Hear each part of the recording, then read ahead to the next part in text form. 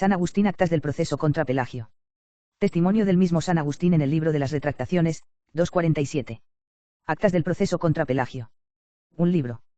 Por el mismo tiempo, Pelagio fue citado en Oriente, esto es, en Siria de Palestina, ante un tribunal episcopal por algunos hermanos católicos y, en ausencia de aquellos que habían presentado la acusación, porque no pudieron asistir el día del sínodo, fue juzgado por 14 obispos, los cuales, oyéndole condenar las doctrinas contrarias a la gracia de Cristo, que se le imputaban en el libelo de acusación, lo declararon católico. Pero, al tener en mis manos esas mismas actas, escribí sobre ellas un libro, para que, al aparecer él como absuelto, no se creyese también que los jueces habían aprobado aquellas mismas doctrinas que, si él no las hubiese negado, de ningún modo habría salido sino condenado por ellas. Ese libro comienza así: Posteaquam in meinas nostras. Actas del proceso contra Pelagio. Proemio. 1. Luego que llegaron a mis manos, Santo Padre Aurelio, las actas del proceso en el que 14 obispos de la provincia de Palestina pronunciaron su sentencia declarando católico a Pelagio, cesaron mis vacilaciones y me resolví a escribir más extensa y fiablemente acerca de la justificación con que intentó sincerarse Pelagio. Cierto que yo ya había leído la tal justificación en un breve escrito que él me había remitido, mas, como al escrito no acompañaba carta alguna, temía que mis palabras no se ajustasen a la verdad de las actas episcopales, y, por tanto, que, si Pelagio negaba acaso haberme enviado aquel escrito, como no era fácil convencerle de lo contrario con mi solo testimonio, sus secuaces me condenaran como impostor o, al menos, como hombre crédulo en demasía. Escribiendo, pues, ahora, con las actas a la vista, disipadas ya mis dudas, según me parece, en lo que se refiere a las intenciones que para sus adentros guiaban a Pelagio en su comportamiento, podrá juzgar tu santidad y cuantos lean este libro, más fácilmente y con mayor certeza, tanto sobre la defensa de Pelagio como sobre lo que afirmamos en este libro. Capítulo 1. Cómo el conocimiento de la divina ley ayuda a no pecar. 2. Antes de comenzar doy inefables gracias a Dios, que me dirige y guarda, porque no me he visto defraudado en la opinión que tenía de los santos hermanos y obispos que actuaron como jueces en esta causa. Pues no sin razón dieron como buenas las respuestas de Pelagio, sin preocuparse de si las doctrinas de que se le acusaba se enseñaban o no en sus libros, sino teniendo únicamente en cuenta lo que respondió a las preguntas que se le hicieron. Una cosa es negar la fe y otra muy distinta dejarse llevar de ciertas inexactitudes de lenguaje. Digamos ya que los santos hermanos y obispos de las Galias Eros y Lázaro habían presentado un memorial contra Pelagio, mas, siéndoles imposible asistir a la tramitación del proceso por la grave enfermedad de uno de ellos, como después supimos, de su memorial se tomaron los cargos hechos a Pelagio, siendo el primero haber escrito en uno de sus libros: no puede vivir sin pecado sino quien tuviere conocimiento de la ley. Formulado este cargo, dijo el sínodo: tú, Pelagio, has escrito esto. Y él respondió: sí, por cierto, pero sin dar a mis palabras el sentido que les atribuyen mis adversarios. Yo no he dicho, no puede pecar quien tuviere el conocimiento de la ley, sino que el conocimiento de la ley es una ayuda para no pecar, según está escrito: dióles la ley como ayuda. Uno oída esta respuesta, dijo el sínodo: la doctrina que profesa Pelagio no es contraria a la doctrina de la Iglesia. Cierto que no es contraria a la fe de la Iglesia la respuesta de Pelagio, pero sí lo es el pasaje citado de su libro. Los obispos, como su lengua era el griego y las palabras de Pelagio tenían que entenderla por medio del traductor, no quisieron enredarse en discusiones, atentos solo a la profesión de fe que hacía Pelagio y no parándose a examinar las palabras con que Pelagio expresaba en su libro su fe. 3. Una cosa es que el conocimiento de la ley ayude al hombre a no pecar, y otra muy diferente que no pueda vivir sin pecado sino quien tuviere conocimiento de la ley. Vemos que las mieses se desmenuzan sin los trillos en la era, bien que los trillos, si acaso se usan, sirven de ayuda, que los niños pueden ir a la escuela sin la compañía del pedagogo, bien que no sea inútil la ayuda del pedagogo, que muchos sanan de sus achaques sin la asistencia del médico, aunque es evidente la ayuda prestada por el médico, que el hombre puede sustentarse con otros alimentos, aunque no usen del pan, sin embargo de que el pan es tan excelente mantenimiento. Y como estos casos podrían citarse otros muchos, que fácilmente se le ocurren a quien reflexione un poco. Síguese de aquí que hay dos maneras de ayuda. La primera es aquella sin la cual no se puede ejecutar aquello para lo que es ayuda, así, nadie puede navegar sin nave, ni hablar sin palabras, ni andar sin pies, no ver sin luz, y otras cosas por el estilo, como, por ejemplo, que sin la gracia de Dios nadie puede vivir santamente. La otra manera de ayuda es cuando somos ayudados de tal suerte que, aun faltándonos la ayuda, podemos realizar aquello para lo que requerimos tal ayuda, como sucede en los casos antes mencionados, del trillo, que ayuda para desmenuzar las mieses, del pedagogo, que hace más fácil el camino de la escuela, de la medicina confeccionada por el hombre, que ayuda a recobrar la salud, y otras cosas semejantes. Importa saber a cuál de estas dos clases de ayudas pertenece el conocimiento de la ley. Si decimos que el conocimiento de la ley es absolutamente necesario para no pecar, Pelagio confesó la verdad en el juicio, y verdad es lo que escribió en el libro, pero si decimos que el conocimiento de la ley es una ayuda, cuando lo tenemos, para no pecar, pero podemos pasarnos sin pecar aun faltándonos ese conocimiento, entonces habremos de decir que Pelagio confesó la verdad en el juicio, mereciendo por ello la aprobación de los obispos al decir que el conocimiento de la ley ayuda al hombre. Para no pecar, Pero no es verdad lo que escribió en su libro, que solo el hombre que tiene conocimiento de la ley puede vivir sin pecado, afirmación esta que los jueces, por no conocer la lengua latina, no sometieron a discusión, contentándose con las explicaciones del relator de la causa. Lo cual no es de extrañar, si tenemos en cuenta que no asistía al juicio ningún acusador que obligase al intérprete a precisar el sentido de las palabras que se podían leer en su libro e hiciese ver cuán justamente se habían alarmado los hermanos. Muy pocos son los que tienen un conocimiento perfecto de la ley. A la muchedumbre de los miembros de Cristo, esparcidos por todo el mundo e incapaz de alcanzar el conocimiento de una ley tan profunda y varía, bástale la piedad de una fe sencilla, la esperanza firmísima en Dios y la caridad sincera, y, rica con estos dones, cree que puede purificarse de sus pecados con la gracia de Dios por nuestro Señor Jesucristo. Capítulo 2. Tratase la misma materia. 4. Si Pelagio replica que designó precisamente con el nombre de conocimiento de la ley aquel conocimiento sin el que es imposible que el hombre se vea libre de sus pecados, el conocimiento en que son imbuidos por la doctrina de la fe los neófitos, los que son aún tiernos en la fe y los que se preparan para recibir el bautismo con la explicación del símbolo, responderé que no suele aplicarse a estas cosas el nombre de conocimiento de la ley, sino a la ciencia del legisperito. Con todo, si a estas palabras, pocas en número, pero importantes por su significación y que, según la costumbre de todas las iglesias, se intiman fielmente a los que han de recibir el bautismo, quisiera llamar conocimiento de la ley, asegurando que a esta se refería al decir que no puede vivir sin pecado sino el que tuviere conocimiento de la ley, que debe enseñarse al que cree antes de que se le perdonen los pecados, aun en este caso se vería asediado de una muchedumbre no de disputadores bautizados, sino de tiernos infantes que claman no con palabras, sino con la propia verdad de su inocencia. ¿Qué es eso que dices, que no puede vivir sin pecado sino el que tuviere conocimiento de la ley? Nosotros, inmensa multitud de parvulillos, no tenemos pecados, y, no obstante, carecemos del conocimiento de la ley. Estos niños con su silencio le harían, cuando menos, enmudecer, y acaso le obligarían a decir que reconocía ya su yerro o que profesaba la misma doctrina que confesó en el juicio eclesiástico, pero que no había acertado a expresar bien su pensamiento, así que su fe era ortodoxa y debía corregir lo que había escrito en su libro, porque está escrito, hay quien se desliza en la lengua y no en el corazón. 2. Pues si lo hubiera reconocido, o lo reconoce ahora, quien no le perdonará el haberse servido de un lenguaje menos exacto y prudente, puesto que no se obstina en defender lo que las palabras literalmente suenan, sino que acepta las enseñanzas de la verdad. Así pensaron, según creemos, sus piadosos jueces, supuesto que entendieran, correctamente traducido, lo que se lee en su libro escrito en latín. De la misma manera aceptaron como ortodoxa la respuesta que dio en griego, y que por lo mismo pudieron fácilmente entender. Pero prosigamos. Capítulo 3. Si todos se rigen por su propia voluntad. Indulgencia con los pecadores el día del juicio. 5. Dijo el sínodo episcopal, léase otro capítulo. Y habiéndose leído que Pelagio había escrito en su libro, todos se rigen por su propia voluntad, explicó Pelagio, escribí esto por razón del libre albedrío, al que Dios ayuda en la elección del bien, mas cuando el hombre peca, él tiene la culpa, puesto que es libre. Oído esto, dijeron los obispos, esto no se opone a la doctrina de la Iglesia. Porque ¿quién se atrevería a condenar o negar el libre albedrío, cuando se proclama que es ayudado de la gracia de Dios? Teniendo esto en cuenta, los obispos aprobaron la respuesta de Pelagio, no obstante lo cual, los hermanos que conocían las disputas de los pelagianos contra la gracia de Dios se alarmaron muy justamente por lo que en el libro estaba escrito, que todos se rigen por su propia voluntad, porque venía a insinuarse con estas palabras que Dios no rige a nadie y que en vano está escrito, 3 Salva a tu pueblo, bendice a tu heredad y rígelos y ensálzalos eternamente. Como si dijera, no vengan a ser, si se rigen por su propia voluntad sin la acción de Dios, como ovejas sin pastor, lo cual Dios no permita. No hay duda que más es ser movido que ser regido, porque quien es regido obra algo, bien que sea por Dios para obrar el bien, mientras que apenas concebimos acción alguna en el que es movido.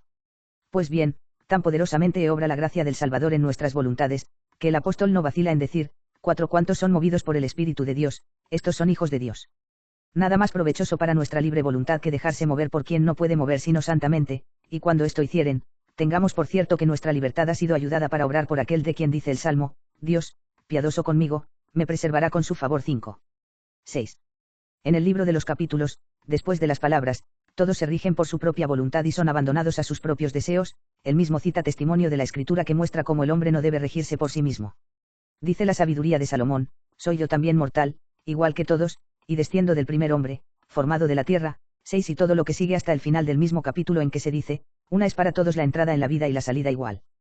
Por esto rogué, y me fue dada la prudencia, supliqué, y vino sobre mí el espíritu de sabiduría. 7 No es más claro que la luz del día que el sabio no osó, vista la humana flaqueza, regirse por sí mismo, sino que deseó ardientemente, y se le otorgó, la prudencia, de la que dice el apóstol, nosotros poseemos el modo de pensar del Señor. 8 Y que suplicó y recibió el espíritu de sabiduría. Por este espíritu, y no por las fuerzas de la propia voluntad, son regidos y llevados los que son hijos de Dios. 7. Y quien ignora que este vicio no debe achacarse a la naturaleza tal como fue formada por Dios, sino a la voluntad humana que se aleja de Dios, lo que en confirmación de su principio, todos se rigen por su propia voluntad, escribió Pelagio en el mismo libro de los capítulos tomándolo del libro de los Salmos, amó la maldición y caerá sobre él, no quiso la bendición y se alejará de él.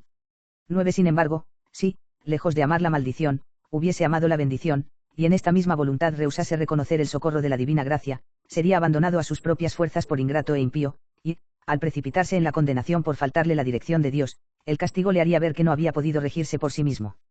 Y por lo que hace al pasaje citado por Pelagio en el mismo libro, ante ti ha colocado el fuego y el agua, extiende tu mano a lo que quieras.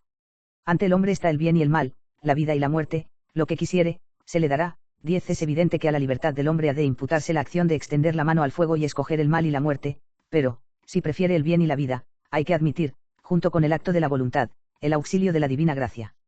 El ojo se basta a sí mismo para no ver, es decir, a través de las tinieblas, mas no es capaz de ver con su propia luz si de fuera no recibe la claridad de la luz.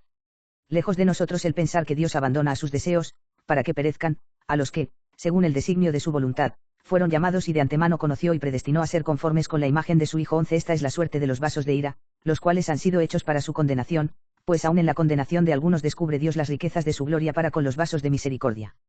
Por esto, después de decir, Dios mío, su misericordia me prevendrá, añadió, y me hará mirar triunfante a mis enemigos. 12. Cúmplese en ellos lo que está escrito, Dios los abandonó a los deseos de su corazón. 13. No sucede esto con los predestinados, a los que rige el Espíritu de Dios, que no en vano dicen, no me entregues, Señor, a mis deseos pecaminosos. 14. Contra estos mismos malos deseos, pídese a Dios que nos libre, diciendo, no se adueñen de mí los placeres del vientre y de la sensualidad, y no me entregues al deseo lascivo. 15. Dios otorga esta gracia a los que humildemente se dejan regir por él, no a los que se creen capaces de regirse por sí mismos y que, muy engreídos de su libertad, rehúsan dejarse regir por Dios. 8. Siendo esto así, cuando los hijos de Dios que profesan esta doctrina y se complacen en ser regidos y movidos por el Espíritu de Dios, oyeron o leyeron que Pelagio había escrito, todos se rigen por su propia voluntad y son abandonados a sus propios deseos, qué sorpresa tan grande no debieron sentir. Pelagio, dándose cuenta de lo mal que sonaban en los oídos católicos esas palabras, respondió a las preguntas de los obispos que las había escrito por razón del libre albedrío, al cual, añadió, Dios ayuda en la elección del bien, mas cuando el hombre peca, él tiene la culpa, puesto que es libre. Los piadosos jueces dieron por buena esta respuesta, sin querer examinar o averiguar cuán imprudentemente se habían escrito aquellas palabras o qué sentido tenían en el libro. Parecióles bastante que Pelagio reconociera que Dios ayuda al libre albedrío en la elección del bien y que el hombre, cuando peca, es responsable de su pecado, pues para pecar se basta el libre albedrío. Por tanto, Dios rige a aquellos a quienes ayuda a elegir el bien. Y por eso rigen bien en lo que rigen, porque a su vez son regidos por el bien. 9. A continuación se leyó del libro de Pelagio, que en el día del juicio no habrá perdón para los malvados y pecadores, sino que serán atormentados con fuego eterno. Los hermanos, extrañados de este lenguaje, acusaron a Pelagio de que condenaba a las penas eternas del infierno a todos los pecadores, sin exceptuar ni aun a los que tienen como fundamento a Cristo, por más que edifiquen sobre madera, heno, paja, de los cuales dice el apóstol, si la obra de uno quedare abrasada, sufrirá detrimento, él se salvará, aunque, eso sí, como a través del fuego. 16. Respondió Pelagio que sus palabras estaban concordes con el Evangelio, donde se dice de los pecadores, irán aquellos al eterno suplicio, y los justos a la vida eterna. 17. Jueces cristianos como eran los obispos, no pudieron desaprobar la sentencia evangélica del Señor, por cuanto ignoraban la razón del escándalo de los hermanos que solían oír los discursos de Pelagio o de sus discípulos, y porque, ausentes los que habían acusado a Pelagio ante el obispo Eulogio. No había nadie que obligase a Pelagio a distinguir de algún modo entre los que se han de salvar purificados por el fuego y los que han de ser eternamente atormentados. De haber sido informados los jueces acerca del motivo de la acusación, hubieran podido fulminar su condenación contra Pelagio, si Pelagio se negaba a admitir esta distinción. 10. Los jueces aprobaron lo que seguidamente dijo Pelagio, si alguien afirmare otra cosa, ese tal es origenista, porque, en efecto, la Iglesia condena muy justamente el error origenista, que sustenta que aun los que han de ser condenados, según la sentencia del Señor, al eterno suplicio, y el mismo diablo, después de una purificación más o menos larga, se verán libres de sus penas y gozarán de la gloria del cielo en compañía de los bienaventurados. El sínodo dijo que no era contra el sentir de la Iglesia, fundado no en Pelagio, sino en el Evangelio, decir que serán atormentados con el fuego eterno los malvados y pecadores que el Evangelio condena a este suplicio, y dijo asimismo que sigue la detestable doctrina de Orígenes quien aseverare que algún día tendrá fin el suplicio que el Salvador llamó eterno. Respecto de los pecadores de los que dice el apóstol que, destruida su obra por el fuego, se salvarán ellos como a través del fuego, los jueces, como no se había hecho a Pelagio ningún cargo sobre este particular, no pronunciaron sentencia. Concluyamos, pues, que no es impropio el nombre de origenista que da Pelagio a los que afirman que los condenados al eterno suplicio por Jesucristo se han de ver libres de él algún día. Pero téngase en cuenta que, cualquiera que sea el nombre que se dé al que niega la misericordia de Dios en el juicio a todos los pecadores, la fe católica condena también este error. Porque habrá un juicio sin misericordia para el que no hizo misericordia. 11. Es cosa difícil de entender por las Escrituras cómo se ha de realizar este juicio, que se describe de varios modos, aunque sucederá de una sola manera. Unas veces dice el Señor que cerrará la puerta a los que no admite en su reino y que, cuando ellos clamen y digan, ábrenos, porque comimos y bebimos en tu nombre, y lo demás que dirán, les responderá, no os conozco. Malvados 18. Otras veces dice que ordenará llevar ante sí a los que no lo quisieron como rey y mandará que les den muerte en su presencia. 19. Otras veces dice que vendrá con gran majestad acompañado de sus ángeles para que ante él comparezcan todos los pueblos y sean juzgados, y pondrá unos a la derecha, para darles la vida eterna en premio de las buenas obras que entonces recordará, y otros a la izquierda, condenados al fuego eterno por carecer de buenas obras. 20. Otras veces ordena que, atados de pies y manos, sean arrojados a las tinieblas exteriores. 21. Ora el siervo necio y perezoso que no quiso negociar con el dinero de su señor, ora el convidado que no llevaba en el banquete el vestido nupcial. Recordemos también cómo, después de entrar las vírgenes prudentes, cierra la puerta a las necias. 22. Estas y otras maneras de juicio que ahora no recordamos, se aplican al juicio futuro, al que estarán sujetos no 1 o 5 personas, sino muchas. ¿Por qué? Si no fuera más de uno el arrojado del banquete a las tinieblas exteriores por no llevar el vestido nupcial, no diría luego el Señor, muchos son los llamados y pocos los escogidos. 23. Puesto que, si solo uno es echado fuera y condenado, parece debían quedar muchos dentro. Iríamos muy lejos si hubiésemos de explicar cada una de estas palabras. Diremos solamente ahora, sin perjuicio, como se suele decir en los negocios de dinero, de una más profunda discusión, que las Escrituras declaran de varias maneras que no habrá sino un modo único de juicio, bien que los premios y penas serán diversos en razón de la diversidad de los méritos. Concretándonos al caso presente, si Pelagio hubiese dicho que todos los pecadores sin excepción han de ser condenados al fuego y suplicio eternos, quien aprobara esta opinión se condenaría a sí mismo, porque ¿quién podrá gloriarse de estar limpio de pecado? 24. Más como no dijo todos ni algunos, sino que usó una palabra de sentido vago, dando autoridad a sus palabras con el Evangelio, los obispos confirmaron la verdadera doctrina, pero nos quedamos sin saber todavía lo que opina Pelagio, cuya explicación sobre este particular tenemos derecho a exigir aún después de la sentencia pronunciada por los obispos. Capítulo 4. Que no está en manos del hombre verse libre de todo mal pensamiento. 12. Se acusó también a Pelagio de haber escrito en su libro, el mal ni siquiera viene al pensamiento. Respondió Pelagio, no escribí tal, sino que dije que el cristiano debe esforzarse por evitar los malos pensamientos, lo cual, como era razón, aprobaron los jueces.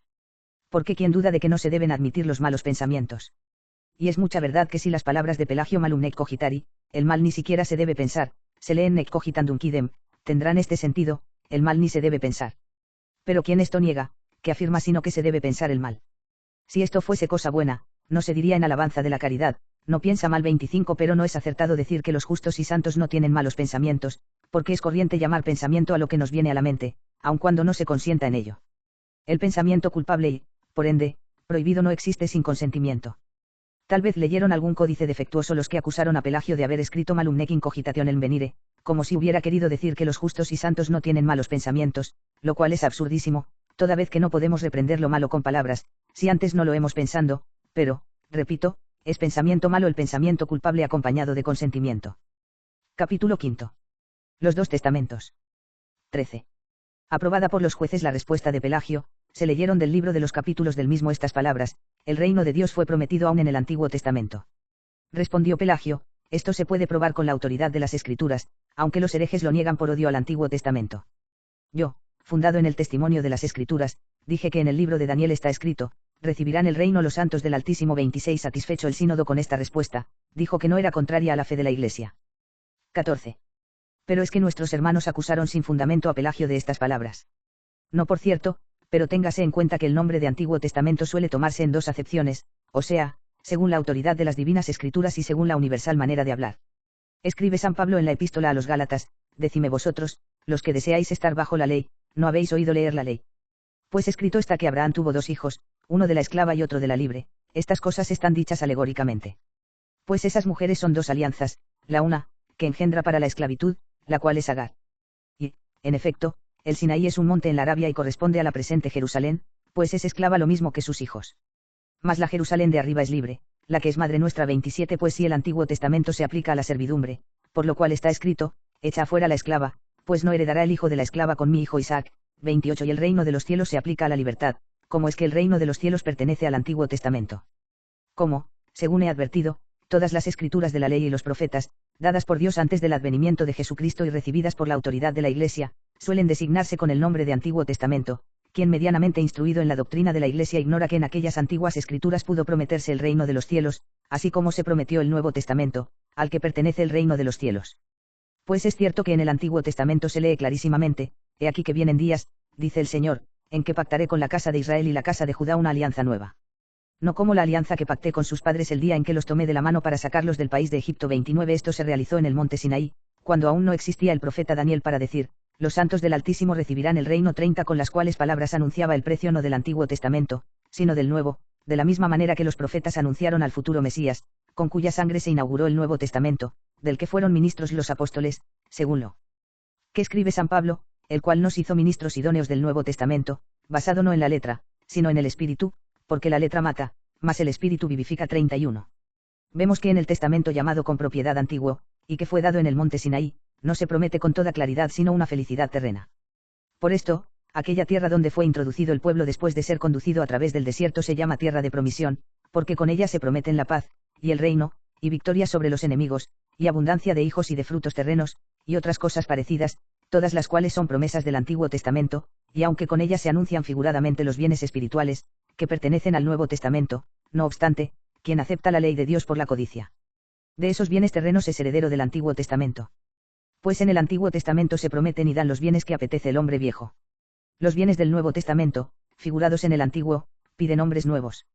Que sabía muy bien el gran apóstol lo que decía al afirmar que los dos testamentos estaban alegóricamente figurados como testamentos diferentes en la esclava y en la libre, perteneciendo al Antiguo los hijos carnales, y al Nuevo los hijos de la promesa. Los hijos de la carne no son los hijos de Dios, sino que son los hijos de la promesa los que son contados como descendientes. 32. Por tanto, los hijos de la carne pertenecen a la Jerusalén terrena, que es esclava lo mismo que sus hijos, mas los hijos de la promesa pertenecen a la celestial Jerusalén, que es nuestra madre libre. Así que fácil es colegir quiénes pertenecen al reino terreno y quiénes al reino de los cielos.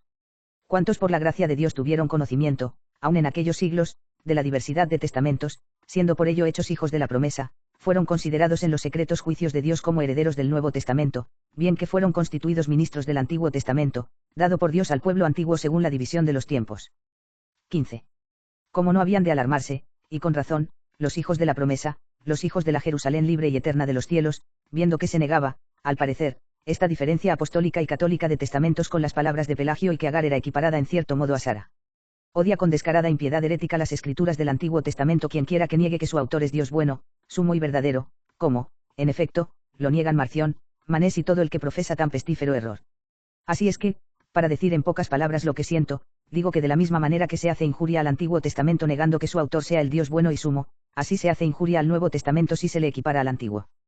Como Pelagio, en su respuesta a los jueces, dio la razón de haber dicho que en el Antiguo Testamento se prometía el reino de los cielos, aduciendo el testimonio del profeta Daniel, el cual profetizó evidentísimamente que los santos habían de heredar el reino del Altísimo. Los jueces sentenciaron que la respuesta no era contraria al sentir de la Iglesia. Y aunque no se fundamentó la sentencia en esa diversidad de testamentos según la cual los bienes prometidos en el Sinaí pertenecen propiamente al Antiguo Testamento, la sentencia fue justa, como fundada en la costumbre universal de llamar Antiguo Testamento a todas las escrituras canónicas anteriores al advenimiento de Cristo. Porque el reino del Altísimo no es diferente del reino de Dios, ni nadie os hará decir que una cosa es el reino de Dios y otra el reino de los cielos. Capítulo 6. Si puede el hombre con sus fuerzas vivir sin pecado. 16. Seguidamente se acusó a Pelagio de haber escrito en su libro: ¿puede el hombre, si quiere, vivir sin pecado? Y de que en carta a una viuda había estampado estas frases adulatorias: halle en ti la piedad el lugar de reposo que en ninguna parte halló, halle en ti morada la justicia, peregrina del mundo, sea tu familiar y amiga la verdad, que hoy nadie conoce ya, y rinde homenaje a la ley de Dios, que desprecian casi todos los mortales. También se citó esto: que feliz y dichosa serás si la justicia, que hemos de creer solo mora en los cielos, en ti únicamente haya acogimiento sobre la tierra.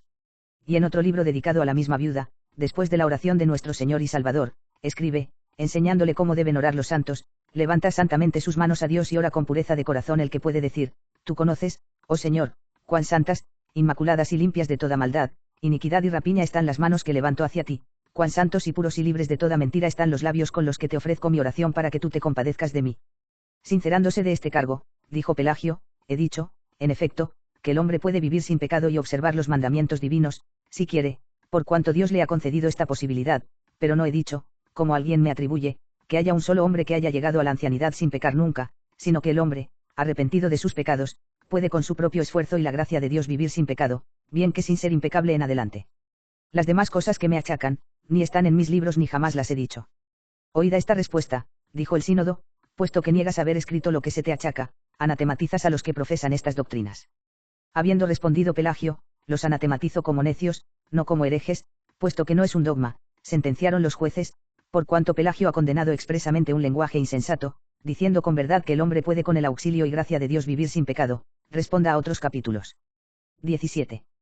¿Podrían acaso los jueces proceder de otra manera condenando a Pelagio sin motivo conocido y cierto, no hallándose presente al juicio nadie que pudiera desenmascarar a Pelagio por haber escrito las reprobables palabras que se decía había escrito a la viuda? Porque, de no presentar testigos, poco se adelantaba con mostrar el códice y citar de él las frases antes dichas si Pelagio negaba ser su autor. Digamos, pues, que los jueces hicieron cuanto estaba en su mano preguntando a Pelagio si condenaba a los que profesaban lo que él negó haber escrito o dicho. Como Pelagio respondió que los condenaba como necios, ¿qué más pudieron hacer los jueces, no hallándose presentes los acusadores? 18. Vale la pena discutir si se dijo con verdad que no deben ser condenados como herejes, sino como necios, los que hicieron aquellas afirmaciones, puesto que no es un dogma. Los jueces se inhibieron de pronunciarse sobre cuestión de tanta monta como es decir cuando uno ha de ser tenido por hereje. ¿Por qué no vamos a condenar como hereje al que diga, por ejemplo, y después resulte no ser tal vez exacto, que las águilas levantan en el aire sus polluelos, cogiéndolos con las uñas y haciéndoles mirar fijamente al sol, para dejarlos caer como adulterinos y no pueden resistir el resplandor de la luz? Y no condenaríamos como hereje al que tal afirmara, porque esto se lee en los libros de hombres doctos y es lo que vulgarmente se dice, y, por tanto, no es necedad el afirmarlo, aunque en realidad no sea cierto, y tal afirmación no cede en perjuicio ni en beneficio de la fe por la que nos llamamos fieles. Por el contrario, si uno dedujese de este instinto de las águilas que las aves están dotadas de alma racional, por cuanto en ellas están encerradas almas humanas, habría que desterrar del lenguaje y del espíritu tal aserción, como pestilencial herejía, y demostrar que, aunque sea cierto lo que se dice de las águilas, como son ciertas muchas cosas admirables que se cuentan de las abejas, la razón, que es común no a los hombres y a los animales, sino a los hombres y a los ángeles, dista inmensamente del instinto, por más maravilloso que lo supongamos, de los seres irracionales. Muchas tonterías suelen decir los hombres ignorantes y vanos y que, no obstante, no son herejes, verbigracia, cuando hablan con ligereza de las artes que no conocen, o cuando con desordenado afecto alaban a sus amigos o censuran a sus enemigos, o cuando, como es corriente en la conversación humana, se hacen afirmaciones no para establecer dogmas, de palabra o por escrito, sino por simple ligereza mental. Muchos, cuando se les advierte lo que han dicho, sienten haberlo dicho, y es que habían lanzado al azar sus afirmaciones, tomadas de acá y de allá, sin examinar ninguna. Difícilmente se hallará quien no cometa alguna de estas ligerezas, porque quién es el que no se desliza en la lengua ni tropieza en la palabra. Pero importa ante todo y sobre todo saber si uno, advertido, se corrige, o se obstina en hacer un dogma de lo que no fue sino una ligereza. Como todo hereje, por el hecho de serlo, es necio, aunque no todo necio sea hereje, los jueces sentenciaron que Pelagio había condenado claramente un lenguaje insensato, pues, caso de ser herejía, sería modo de hablar insensato. Sea ello como fuere, designáronlo con el nombre general de vicio. Como Pelagio, cualquiera que fuera el sentido con que aquellas palabras fueron dichas, negó ser su autor, los jueces creyeron que no se debía discutir si habían sido dichas con intención de establecer un dogma o se habían dicho por una de esas ligerezas que fácilmente se corrigen. 19. Cuando yo leía la defensa de Pelagio en el escrito que de él recibí, hallábanse presentes algunos santos hermanos que dijeron tener en su poder los libros dirigidos por Pelagio a cierta viuda, cuyo nombre no se expresa, exhortándola o consolándola, y dijeron que se debía averiguar, puesto que ellos no lo sabían, si en esos libros estaban las palabras que Pelagio dijo que no había escrito. Leídos desde su principio los libros, halláronse las frases buscadas. Decían los que presentaron el códice que hacía 4 años que tenían a Pelagio por autor de tales libros y que no sabían que nadie jamás hubiese dudado de esto. Considerando nosotros que los siervos de Dios, cuya veracidad conocíamos muy bien, eran incapaces de mentir, no podíamos menos de creer que Pelagio había mentido en el sínodo episcopal, a no ser que aceptáramos que pudo haber sucedido que muchos años antes se hubiera divulgado con su nombre un libro del cual él no era autor, pues los hermanos decían que ni habían recibido los libros de Pelagio ni habían oído decir a Pelagio que eran suyos. Por cierto que yo mismo fui informado en cierta ocasión por algunos hermanos de que se habían divulgado en España con mi nombre algunos opúsculos, que no podían reconocer como míos quienes hubiesen leído otros escritos ciertamente míos, pero los demás creerían que era yo su autor. 20. Está todavía bastante oscuro lo que Pelagio reconoció como doctrina suya, pero se aclarará, me parece, con la exposición de las restantes actas del proceso. Dice Pelagio, he dicho, en efecto, que el hombre puede vivir sin pecado y observar los mandamientos divinos, si quiere, por cuanto Dios le ha concedido esta posibilidad, pero no he dicho, como alguno me atribuye que haya un solo hombre que haya llegado a la ancianidad sin pecar nunca, sino que el hombre arrepentido de sus pecados puede con su propio esfuerzo y la gracia de Dios vivir sin pecado, bien que sin ser impecable en adelante. No es posible saber lo que por estas palabras entiende Pelagio con el nombre de gracia, y los jueces, como católicos, entendieron que esta gracia no era otra cosa que la que tanto nos predica la doctrina apostólica, o sea, la gracia mediante la cual esperamos ser librados de este cuerpo de muerte por Jesucristo nuestro Señor. Capítulo 7. La gracia de Dios. Para alcanzar esta gracia pedimos a Dios que no nos deje caer en la tentación. Esta gracia no es la naturaleza, sino ayuda de la frágil y viciada naturaleza. Esta gracia no es el conocimiento de la ley, sino aquella gracia de la que dice el apóstol, no repudio como nula la gracia de Dios, porque, si por la ley se alcanzase la justicia, entonces Cristo hubiera muerto en vano. 33. Y por eso no es letra que mata, sino espíritu que vivifica. Porque el conocimiento de la ley, sin la gracia del espíritu, obra en el hombre toda concupiscencia. El pecado, dice, no lo conocí sino por la ley, porque ni la concupiscencia conocería si la ley no dijera, no codiciarás. Mas llegada la ocasión, el pecado, por medio del mandamiento, obró en mí toda concupiscencia. 34. Y, al decir esto, no reprende la ley, sino que antes la alaba cuando escribe, así que la ley es santa, y el mandamiento es santo, y justo, y bueno. Luego lo bueno vino a ser para mi muerte. Eso, no. Mas el pecado, para mostrarse pecado, por medio de una cosa buena me acarreó la muerte. 35. Torna a alabar la ley diciendo, porque sabemos que la ley es espiritual, mas yo soy carnal, vendido por esclavo al pecado. Porque lo que hago no me lo explico, pues no lo que quiero es lo que obro, antes lo que aborrezco, eso es lo que hago. Y si lo que no quiero, eso es lo que hago, convengo con la ley en que es buena. 36. Tenemos, pues, que conoce la ley y la alaba y conviene con ella en que es buena, por cuanto lo que la ley manda, eso quiere él, y lo que la ley prohíbe, eso es lo que él aborrece, y, no obstante todo esto, hace lo que odia. Tiene, pues, el conocimiento de la ley, pero no ha sido curado de la viciosa concupiscencia, tiene buena voluntad, pero prevalece la mala acción.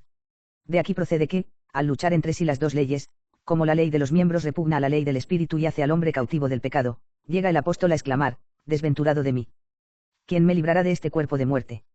La gracia de Dios por nuestro Señor Jesucristo. 37. Capítulo 8. Prosigue el mismo argumento. 21. No nos libra, pues, de este cuerpo de muerte la naturaleza, que vendida por esclava al pecado y herida por el pecado, tiene necesidad del Redentor y Salvador, ni el conocimiento de la ley, que nos da el conocimiento de la concupiscencia, pero no la victoria sobre la misma, sino que nos libra la gracia de Dios por Jesucristo nuestro Señor. Capítulo 9. Prosigue el argumento anterior. La gracia no es la naturaleza perecedera ni la letra que mata, sino el espíritu que vivifica. No dejaba de tener naturaleza él. Apóstol junto con el libre albedrío, puesto que decía, el querer, a la mano lo tengo. 38. Más no tenía naturaleza sana y sin vicio, porque decía, sé que no mora en mí, es decir, en mi carne, el bien. 39. Conocía la ley santa, por cuanto decía, no he conocido el pecado sino por la ley, pero faltábanle fuerzas para obrar, y obrar con perfección la justicia, ya que escribía, no obro lo que quiero, sino que hago lo que aborrezco. 40. Y también, no está en mí el hacer el bien.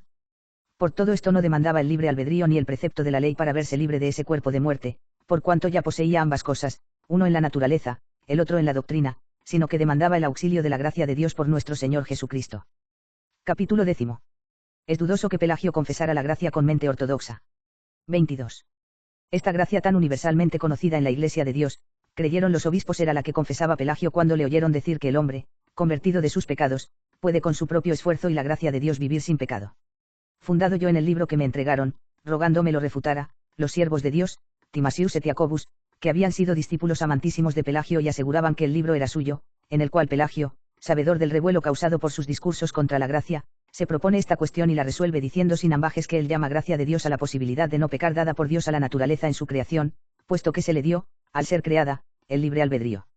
Fundado yo, digo, en lo escrito en este libro, y fundándose muchísimos hermanos en los conocidísimos discursos de Pelagio, estamos preocupados por la ambigüedad de sus respuestas, con el temor de que haya en ellas algo oculto, y que Pelagio las dijera en el juicio, atento a no causar perjuicio a su dogma, para que después pudiera dar su versión a sus discípulos, diciendo, dijo, en efecto que el hombre puede vivir sin pecado por su propio esfuerzo y con la gracia de Dios, pero ya sabéis muy bien.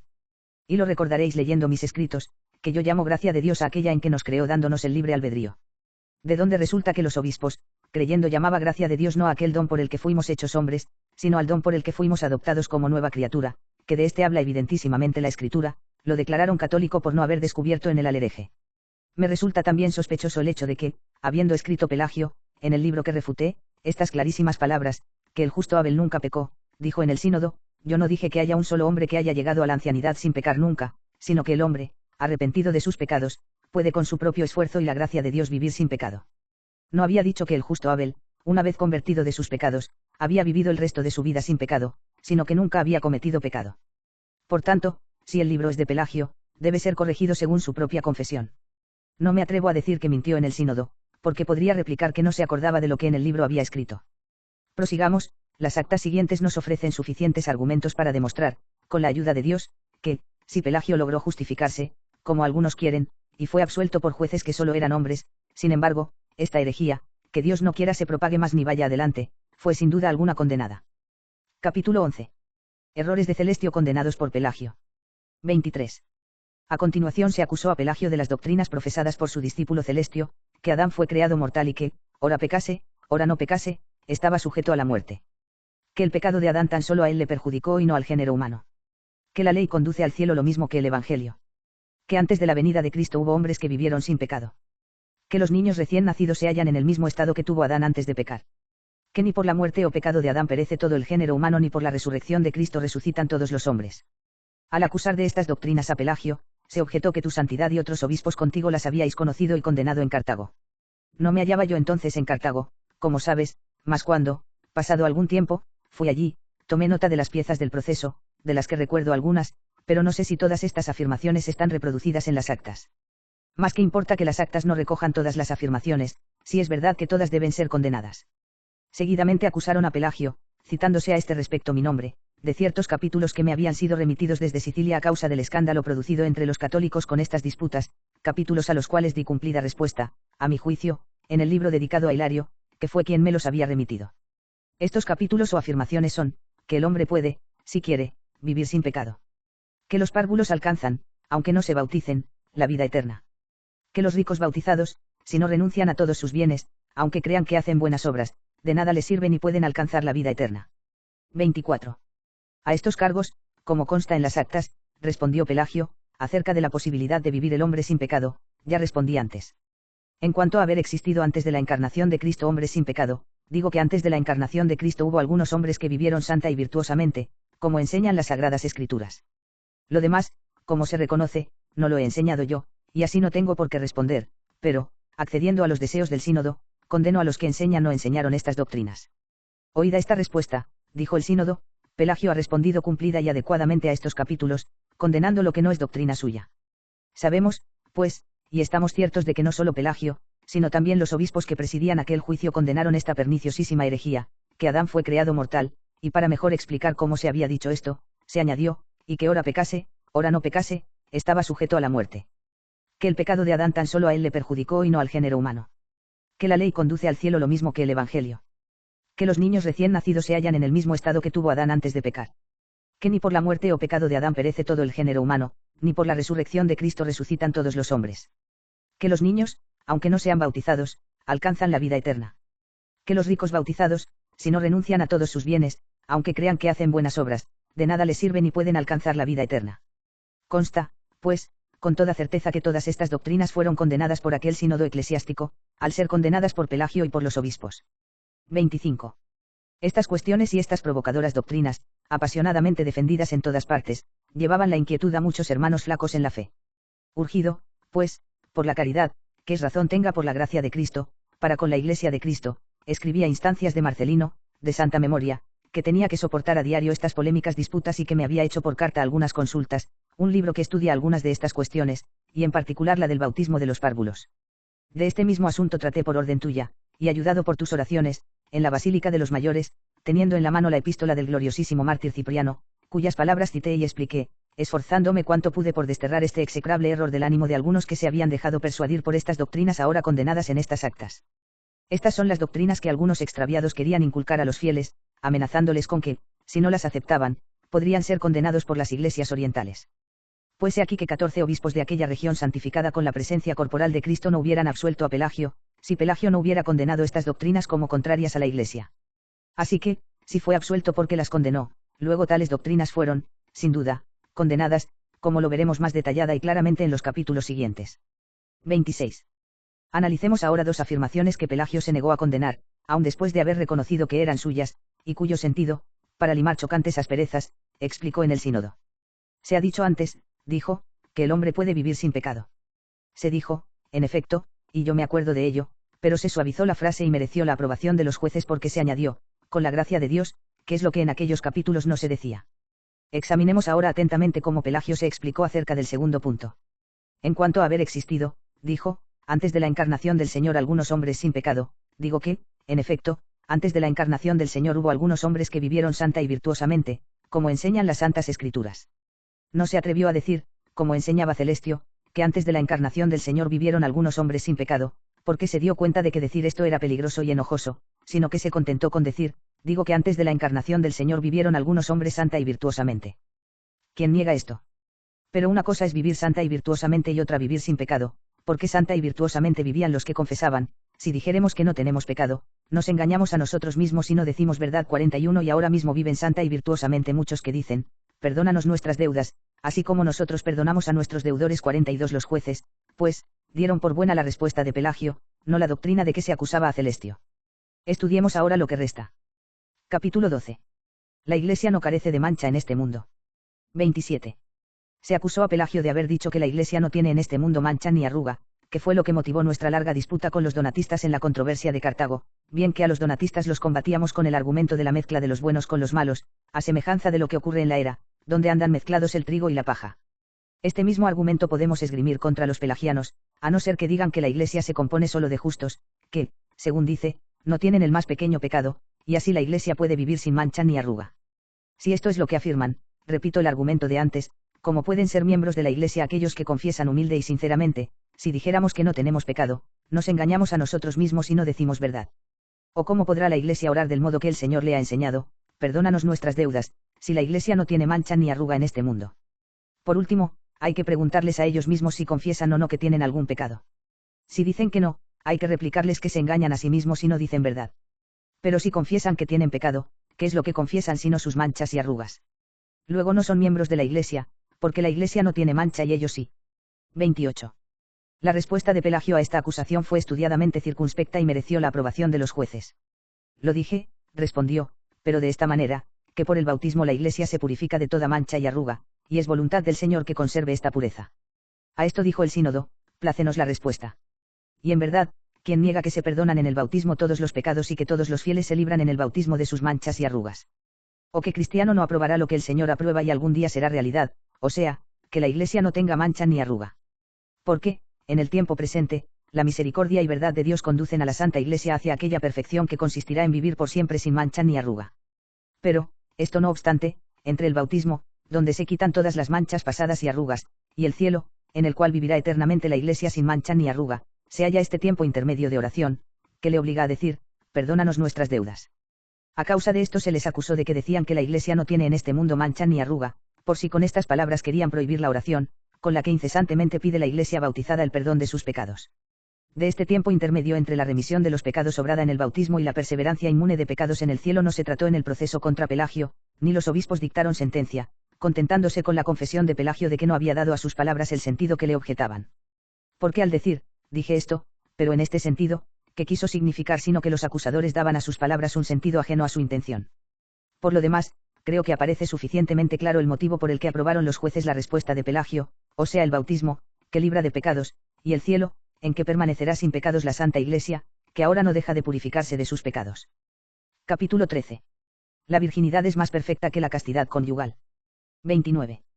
Seguidamente se citaron, más bien en cuanto al sentido que literalmente, las doctrinas que Celestio expone más detalladamente en su libro, pero los que habían presentado el libelo de acusación contra Pelagio dijeron que no podían hacer los cargos con toda minuciosidad. Dijeron, pues, que en el primer capítulo de su libro había escrito Celestio, hacemos más de lo que nos manda el Evangelio.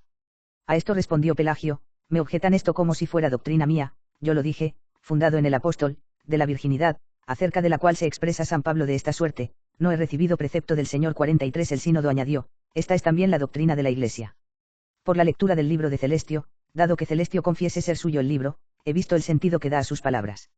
Celestio escribe las susodichas palabras para convencernos de que es tal la posibilidad de no pecar que tiene el hombre, gracias al libre albedrío, que hacemos más de lo que se nos manda, pues muchos guardan perpetua virginidad, que no está mandada, ya que para no pecar basta con cumplir lo mandado. Pero los jueces aprobaron la respuesta de Pelagio no en el sentido de que guardan todos los preceptos de la ley, del Evangelio los que guarden virginidad, que no es cosa mandada, sino en el sentido de que es cosa más perfecta la virginidad, que no está mandada, que la castidad conyugal, que está mandada, y guardar lo primero es más perfecto que lo segundo, aunque ninguna de las dos cosas se pueda lograr sin la gracia de Dios, pues tratando de este asunto el apóstol San Pablo escribe: quisiera yo que todos fuesen como yo, pero cada uno tiene de Dios su propia gracia, este una, aquel otra. 44. Y cuando los discípulos dijeron al Señor: si tal es la condición del hombre y la mujer, es preferible no casarse, o, dicho mejor en latín, non expeditucere, les contestó: no todos entienden esto, sino aquellos a quienes ha sido dado. 45. Por tanto, los obispos sentenciaron que, según el sentir de la Iglesia, es más perfecta la virginidad perpetua, que no está mandada, que la castidad conyugal, que está mandada. Pero quedáronse al fin sin conocer el pensamiento de Pelagio o Celestio. Capítulo 14. Errores de Celestio. Los dones otorgados al apóstol San Pablo. 30. Después de esto leyéronse a Pelagio otros capítulos fundamentales y evidentemente heréticos de Celestio, y tales que, de no haberlos condenado Pelagio, él mismo hubiera sido condenado, sin duda, juntamente con ellos. Se leyó que Celestio había escrito en el tercer capítulo: la gracia y auxilio de Dios no se dan para cada uno de los actos, puesto que no es otra cosa que el libre albedrío o la ley y la doctrina. Y también, que la gracia de Dios se da según nuestros méritos, porque, si la concediese a los pecadores, parece que obraría injustamente. Y que había concluido con estas palabras: por tanto, la gracia radica en mi propia voluntad, sea digno o indigno. Porque si todo lo hacemos por la gracia, al ser vencidos por el pecado, no somos nosotros los vencidos, sino la gracia de Dios, que quiso ayudarnos con toda suerte de medios y no pudo. Escribe también: si es gracia de Dios que venzamos al pecado, luego Él tiene la culpa cuando somos vencidos, por cuanto en realidad no pudo o no quiso guardarnos. A estos cargos replicó Pelagio: allá con su dicho los que dicen que Celestio ha enseñado estas doctrinas, yo nunca las he defendido, sino que anatematizo a quien las defienda. El sínodo dijo: el sínodo te reconoce como hijo de la Iglesia, ya que condenas tan execrables palabras. Es, pues, clara tanto la respuesta de Pelagio, anatematizando esta doctrina, como el juicio formal de los obispos que condenan la misma doctrina. Si es verdad o no que Pelagio, o Celestio, o ambos, o ninguno de los dos, u otros juntamente con ellos o usando su nombre, profesaron estas doctrinas, lo cierto es que por este juicio se declaró suficientemente que estaban condenadas y que contra el mismo Pelagio se hubiese fulminado anatema de no haberlas condenado él también. Desde ahora, cuando disputemos contra estas doctrinas, disputaremos, en realidad de verdad, contra una herejía que ha sido condenada. 31. Lo que sigue es más tranquilizador. Antes, cuando Pelagio decía que puede el hombre, con el auxilio de la gracia, vivir sin pecado, me asaltaba el temor de que llamase gracia a la potencia de la naturaleza creada por Dios junto con el libre albedrío, según se lee en el libro, que yo recibí y refuté 46 atribuido a Pelagio, y temía que engañara a los desprevenidos jueces, más viendo ahora que anatematiza a los que afirman que la gracia y auxilio de Dios no se da para cada uno de los actos, puesto que no es otra cosa que el libre albedrío o la ley y la doctrina, se ve claramente que llama gracia a la que se predica en la Iglesia de Cristo y es dada por el Espíritu Santo como ayuda para cada uno de nuestros actos, por lo que pedimos siempre el auxilio oportuno a fin de no caer en la tentación. Y recordando aquellas palabras: no puede vivir sin pecado sino el que tuviere el conocimiento de la ley, que explicó diciendo consistir la ayuda en el conocimiento de la ley, ya no temo que quiera designar la gracia con el nombre de conocimiento de la ley. Tenemos, pues, que anatematiza a los que profesan esta doctrina, y que, según él, la gracia necesaria para cada uno de los actos no es la naturaleza dotada del libre albedrío, ni la ley ni la doctrina. Pues entonces, ¿qué entenderá Pelagio con el nombre de gracia sino la que dice el apóstol que se da por donación del Espíritu Santo? De la cual dice el Señor: cuando os entregaren, no os preocupe cómo o qué hablaréis, porque se os dará en aquella hora lo que habéis de decir. No seréis vosotros los que habléis, sino el Espíritu del Padre el que hablará en vosotros. 47. Ni debemos temer que en aquellas sus palabras, todos se rigen por su propia voluntad, que dijo las había escrito por razón del libre albedrío, al cual ayuda Dios en la elección del bien, haga consistir el auxilio de Dios en la naturaleza dotada del libre albedrío y en la doctrina de la ley. Pues habiendo anatematizado, como era justo, a los que dicen que la gracia y auxilio de Dios no se da para cada uno de los actos, sino que consiste en el libre albedrío o en la ley y doctrina, no hay duda de que la gracia y auxilio de Dios se da para cada uno de los actos, excluido el libre albedrío o la ley y doctrina, para todos los actos, y por esta razón, en cada uno de nuestros actos somos regidos por Dios cuando nosotros regimos bien, y no en balde decimos en la oración: dirige mis pasos con tus palabras para que no me domine ninguna iniquidad. 48. 32. Sin embargo, no deja de preocuparme lo que sigue.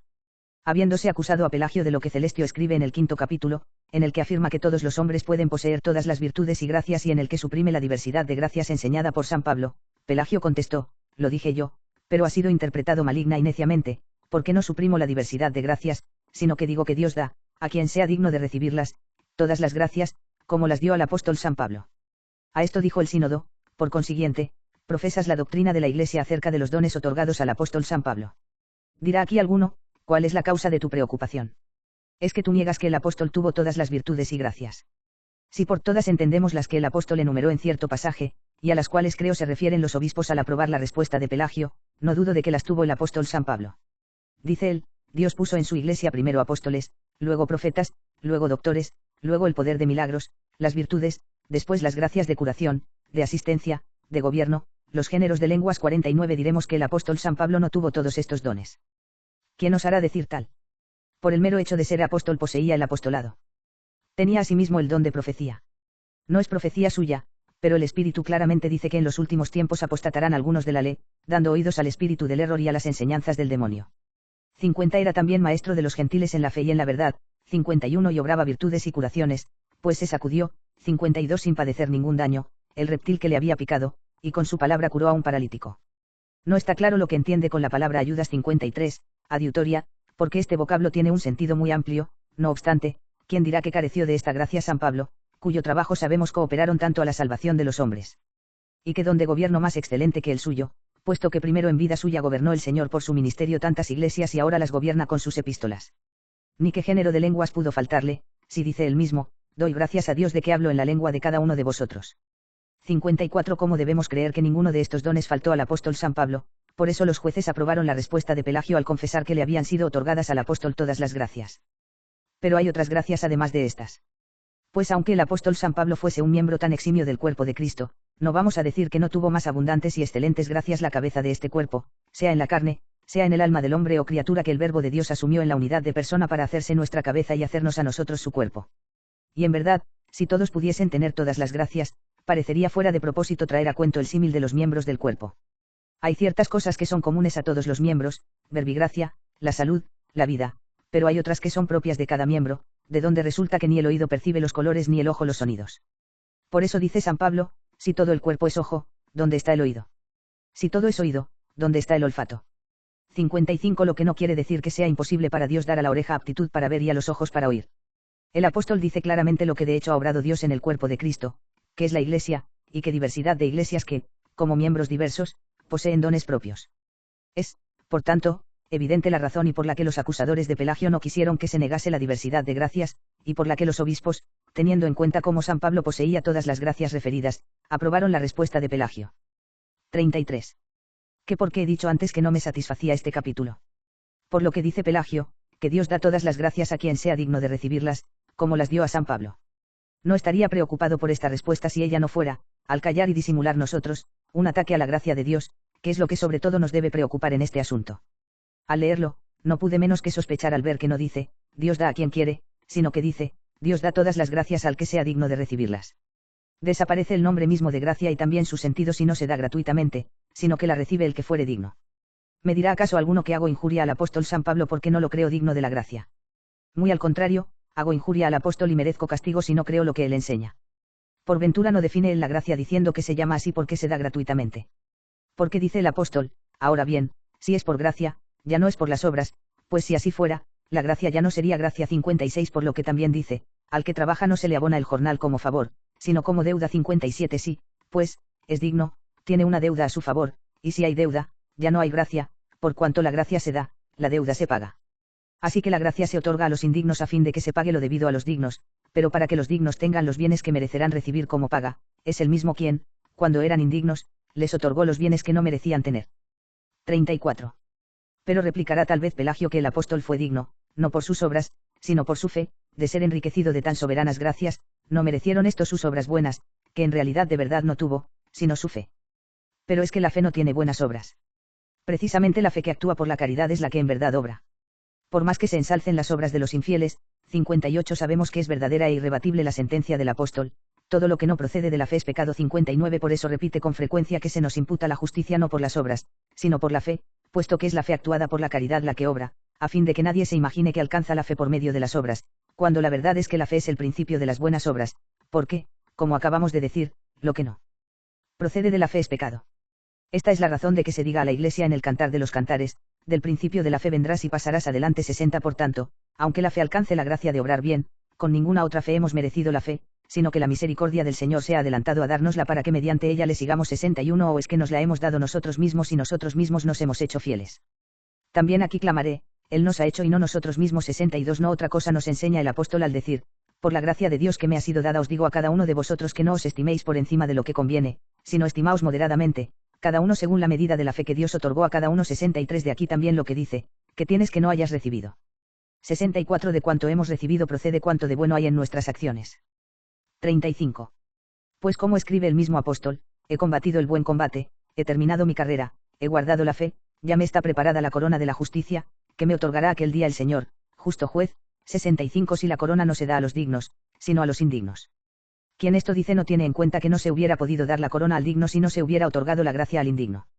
Dice San Pablo, he combatido el buen combate, pero también dice, doy gracias a Dios, que nos ha concedido la victoria por nuestro Señor Jesucristo. 66 Dice, he terminado mi carrera, pero dice también, no es del que quiere ni del que corre, sino de Dios, que tiene misericordia. 67 Escribe, he guardado la fe, pero también escribe, sé a quien me he confiado, y estoy seguro de que puede guardar mi depósito para aquel día. 68 Es decir, mi encomienda, pues en algunos códices no se lee depositum, sino una palabra más llana, commendatum. ¿Y qué es lo que encomendamos a Dios sino las cosas que le pedimos nos conserve, entre las cuales está nuestra fe? ¿Qué es lo que con su oración encomendó a San Pedro cuando dijo, yo he rogado por ti, oh Pedro, para que no desfallezca tu fe? 69 Sino que Dios guardara su fe a fin de que no desfalleciera cediendo a la tentación. Por lo cual, oh bienaventurado Pablo, gran predicador de la gracia, os haré decirlo sin temor, porque ¿quién será más indulgente conmigo que tú, que dijiste debían decirse y enseñarse estas cosas? Os haré, repito, decir, Dios paga tus méritos con la corona, pero tus méritos son dádiva de Dios. 36. Paga Dios la deuda al apóstol digno, pero antes había dado gratuitamente el apostolado al que era indigno. Me retractaré de lo que acabo de decir. No, en manera alguna, con el mismo testimonio de San Pablo me defenderé de mis adversarios, y no me llamará atrevido sino quien llame mentiroso al apóstol. Él clama, él da testimonio, él, para agradecer los beneficios que Dios le ha concedido y gloriarse no en sí mismo, sino en el Señor. 70 No solamente dice que careció de buenas obras, sino que además recuerda sus malas obras con el fin de manifestar y encarecer la gracia de Dios. No soy idóneo, dice, para ser llamado apóstol. 71 ¿Y qué significa esto sino que no soy digno? Porque digno se lee en muchos de los códices latinos. De esto se trata, es decir, que el oficio del apostolado abarca todas estas gracias. No era decoroso ni conveniente que el apóstol no tuviera el don de la profecía, o que no fuese doctor, o que no se distinguiera por las virtudes o por el don de curaciones, o que no prestara asistencia, ni gobernase las iglesias, ni sobresaliera por los géneros de lenguas. Todo esto encierra el apostolado. Pues consultémosle mejor a él y oigamos su respuesta. Digámosle, bienaventurado apóstol San Pablo, el monje Pelagio dice que tú fuiste digno de recibir todas las gracias de tu apostolado. ¿Tú, qué dices? Yo, dice, no soy digno de ser llamado apóstol. Así pues, ¿cómo, por honrar a San Pablo, he de dar más crédito a Pelagio que a San Pablo en lo que concierne a San Pablo? No haré tal. Si tal hiciera, en vez de honrar a San Pablo, me honraría a mí mismo. Oigamos por qué no es digno de ser llamado apóstol, porque he perseguido, dice, a la Iglesia de Dios. 72 Mirando las cosas humanamente, ¿quién no juzgaría que el apóstol San Pablo debía ser condenado en vez de ser llamado? ¿Quién amará tanto al predicador que no deteste al perseguidor? Muy bien, pues, y con toda verdad dice él, no soy digno de ser llamado apóstol, porque he perseguido a la Iglesia de Dios. Obrando tanto mal, como has merecido tan gran bien. Oiga todo el mundo la respuesta, mas por la gracia de Dios soy lo que soy. 73 No pondera aquí la gracia cabalmente porque ha sido otorgada a un indigno. Y su gracia, dice, no fue en mí estéril. 74. Esto mismo lo recomienda a los demás, para poner de relieve el libre albedrío de la voluntad. Os mandamos y rogamos que no recibáis en vano la gracia del Señor. 75 Y como prueba que la gracia de Dios no ha sido en el estéril sino por lo que sigue, pero he trabajado más que todos ellos. 76 Luego no trabajó para recibir la gracia de Dios, sino que recibió la gracia de Dios para trabajar, y de esta suerte recibió gratuitamente, siendo indigno, la gracia de Dios, a fin de ser hecho digno de recibir los premios merecidos. Ni aun el mismo trabajo osó atribuirse, pues habiendo dicho, he trabajado más que todos ellos, añadió seguidamente, no yo, sino la gracia de Dios conmigo. 77 Oh eximio maestro, confesor y predicador de la gracia. ¿Qué quiere decir? He trabajado, mas no yo. Tan pronto como se envanece algún tanto la voluntad, muéstrase vigilante la piedad y túrbase la humildad, porque se reconoce a sí misma la fragilidad. 37. Con razón el obispo de la iglesia de Jerusalén, Juan, alegó, como consta por las actas, este mismo testimonio, según refirió a los obispos que con él formaban el tribunal en aquel juicio y que le preguntaron acerca de lo actuado antes del juicio ante él mismo. Como algunos murmuraban por lo bajo y decían que, según Pelagio afirmaba, podía el hombre alcanzar la perfección sin la gracia de Dios, es decir, como había dicho antes, podía el hombre vivir sin pecado, dijo, condenando esta doctrina, dije que el apóstol San Pablo, trabajando mucho, pero no por sus propias fuerzas, sino por la gracia de Dios, dijo, he trabajado más que todos ellos, pero no yo, sino la gracia de Dios conmigo. 78. Y en otro lugar, no es del que corre o del que quiere, sino de Dios, que se compadece.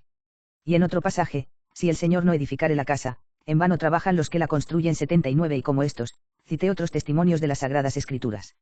Y no quedándose aquellos satisfechos con estos testimonios, porque seguían murmurando, dijo Pelagio, yo también lo creo así, sea excomulgado el que diga que sin el auxilio de Dios puede alcanzar el hombre la perfección de todas las virtudes.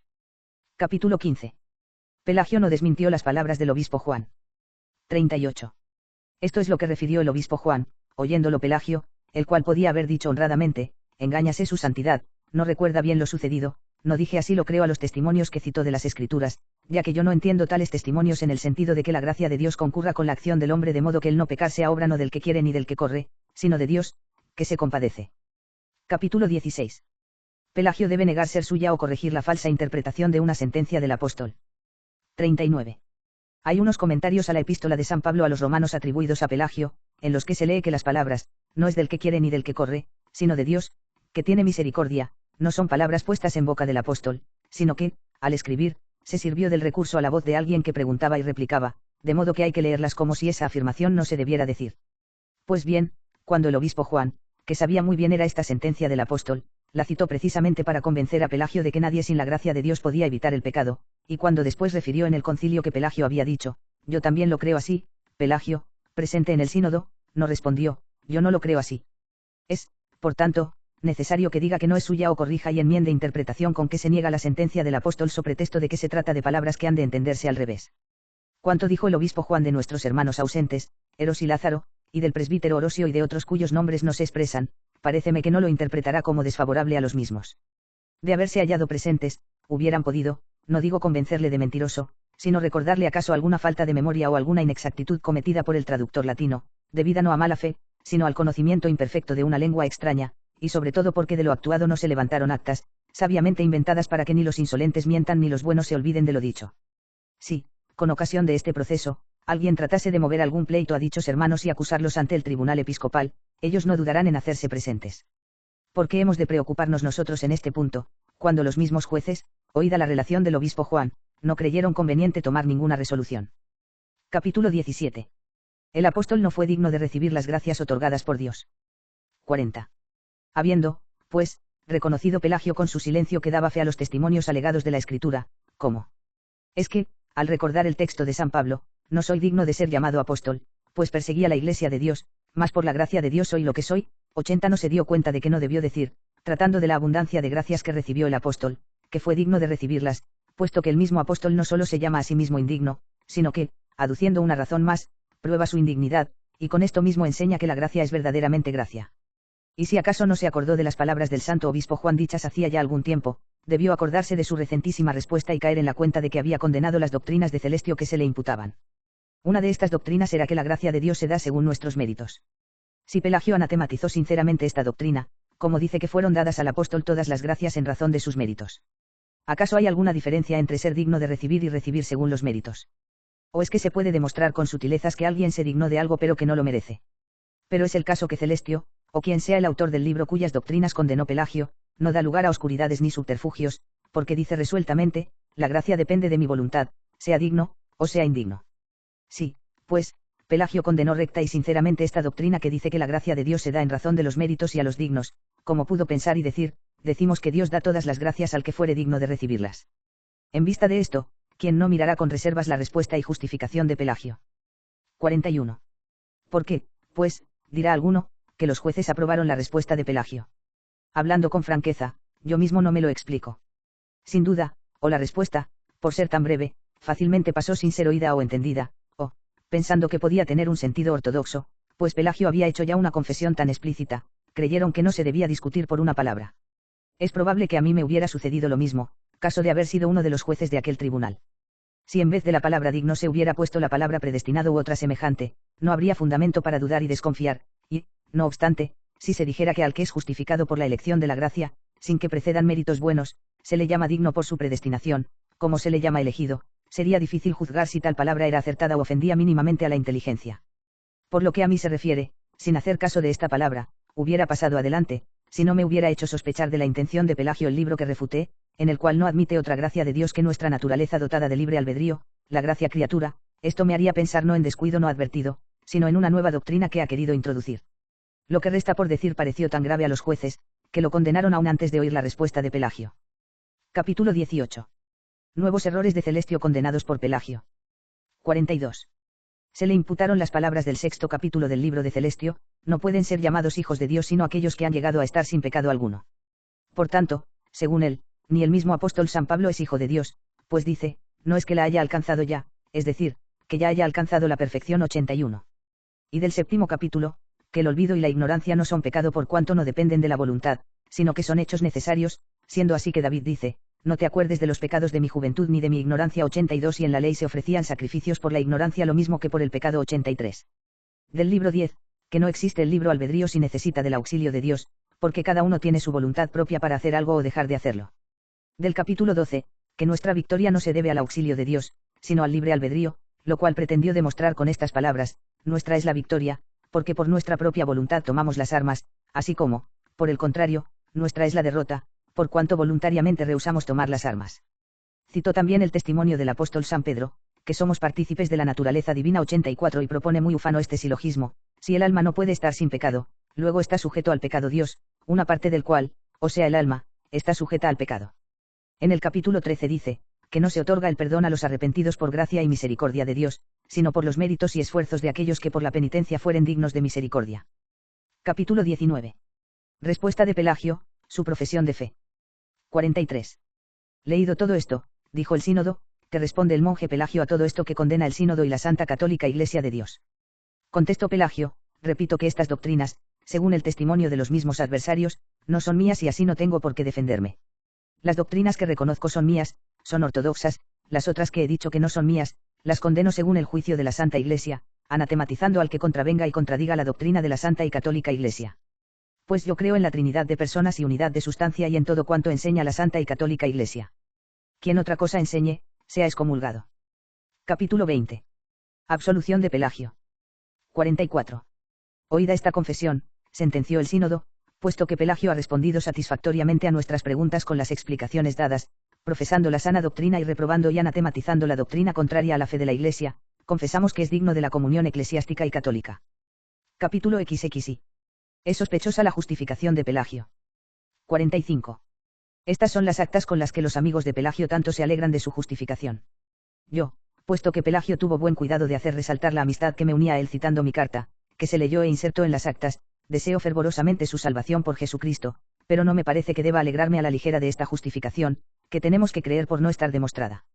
Y, al decir esto, no estoy acusando a los jueces por negligencia o connivencia, ni menos acusarlos de profesar estas doctrinas impías, pues sé con toda certidumbre que las detestan, pero, alabando y aprobando su juicio, como es de rigor, paréceme que Pelagio no consiguió salir justificado frente a quienes lo conocían bien y con certeza.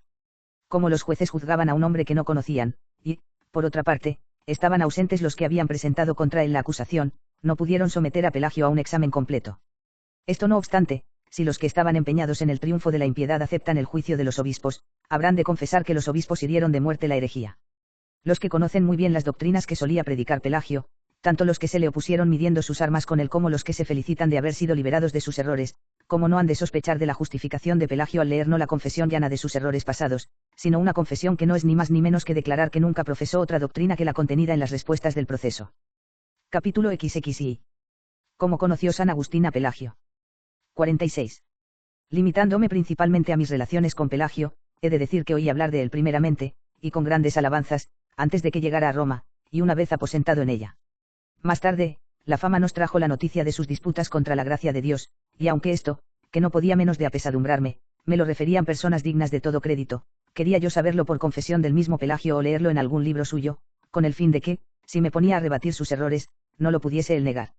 Cuando más tarde llegó al África, hallándome yo ausente, arribó a Hipona, pero, según me dijeron los míos, no se le oyó absolutamente nada de lo que se decía de él, porque se marchó antes de lo previsto. Después lo vi, creo que una o dos veces, en Cartago, estando yo ocupadísimo con motivo de la conferencia que íbamos a celebrar con los donatistas, pero él no tardó en dejar las costas africanas. Entretanto, sus discípulos propagaban ardorosamente estas novedades, siendo Celestio denunciado ante un tribunal eclesiástico, el cual dictó contra él la sentencia que merecía su impiedad. Parecióme entonces lo más acertado refutar y rebatir sus errores omitiendo los nombres de las personas, con el fin de que ellos mismos, por temor de ser juzgados, se corrigiesen de sus errores antes de que los condenase el tribunal eclesiástico. Combatí, pues, sin tregua, en libros y sermones predicados al pueblo, esta perniciosa doctrina. Capítulo 23. Refuta San Agustín un libro de Pelagio. 47.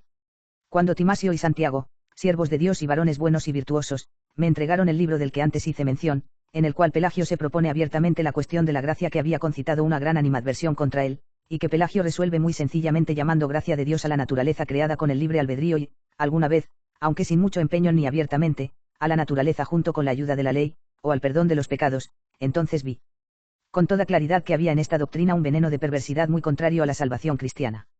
Ni aun entonces revelé en mi libro, al refutar el suyo, el nombre de Pelagio, pareciéndome que sería más útil no herir, en gracia a la amistad, su respeto personal, aunque sus escritos no podía menos de combatirlos. Por eso me desagrada ahora que Pelagio dijera en este juicio, anatematizo a los que profesan o profesaron esta doctrina. Bastaba con que hubiera dicho a los que profesan, y creeríamos en su enmienda, mas añadiendo o profesaron antes, no comete una injusticia contra los que estaban ya libres del error que habían aprendido de otros o de él mismo. Además, ¿cuántos saben que antes no solo profesó, sino que también enseñó estas doctrinas, como no han de sospechar que anatematiza fingidamente a los que las profesan, pues entre ellos se encuentra el mismo maestro? No sé con qué ojos y con qué cara mirará, por no citar otros nombres, a Timasio y Santiago, sus amigos y también sus discípulos, a quienes dirigí el libro 85 con que refuté el de Pelagio. Me ha parecido conveniente no pasar en silencio la carta con que me contestaron. El aquí. Capítulo XIV. Carta de Timasio y Santiago a San Agustín. 48. Al Beatísimo Señor y Venerable Padre y Obispo Agustín desean salud en el Señor Timasio y Santiago. Nos ha confortado y consolado tanto la gracia de Dios administrada por tu ministerio, que con sinceridad decimos, Beatísimo Señor y Venerable Padre, envió su palabra y lo sanó. 86. Vemos, en efecto, que con gran diligencia tu santidad ha hecho un estudio acabadísimo del contenido del libro, y nos causan asombro tus atinadísimas respuestas, ora referentes a aquellas cosas que el cristiano debe detestar y huir, ora relativas a aquellas otras en que no consta con toda certidumbre que erró, bien que, aun en estas, no sabemos con qué astucia suprimía también la gracia de Dios. Una cosa nos apena en medio de tan gran beneficio, y es que tan tardíamente resplandeciera este favor de la divina gracia. Porque están ausentes algunos cuya ceguera debiera curarse con la luz de tan evidente verdad, pero confiamos en que, aunque sea más tarde, ha de llegar hasta ellos la misma gracia con el favor de Dios, que quiere que todos los hombres se salven y lleguen al conocimiento de la verdad. 87. Aunque nosotros, enseñados por tu espíritu de caridad, desechamos hace mucho tiempo la servidumbre del error, no dejamos de dar gracias porque con tus palabras podemos persuadir fácilmente a los demás de lo que antes que ellos hemos creído, merced a la riqueza exuberante de la sabiduría de tu santidad.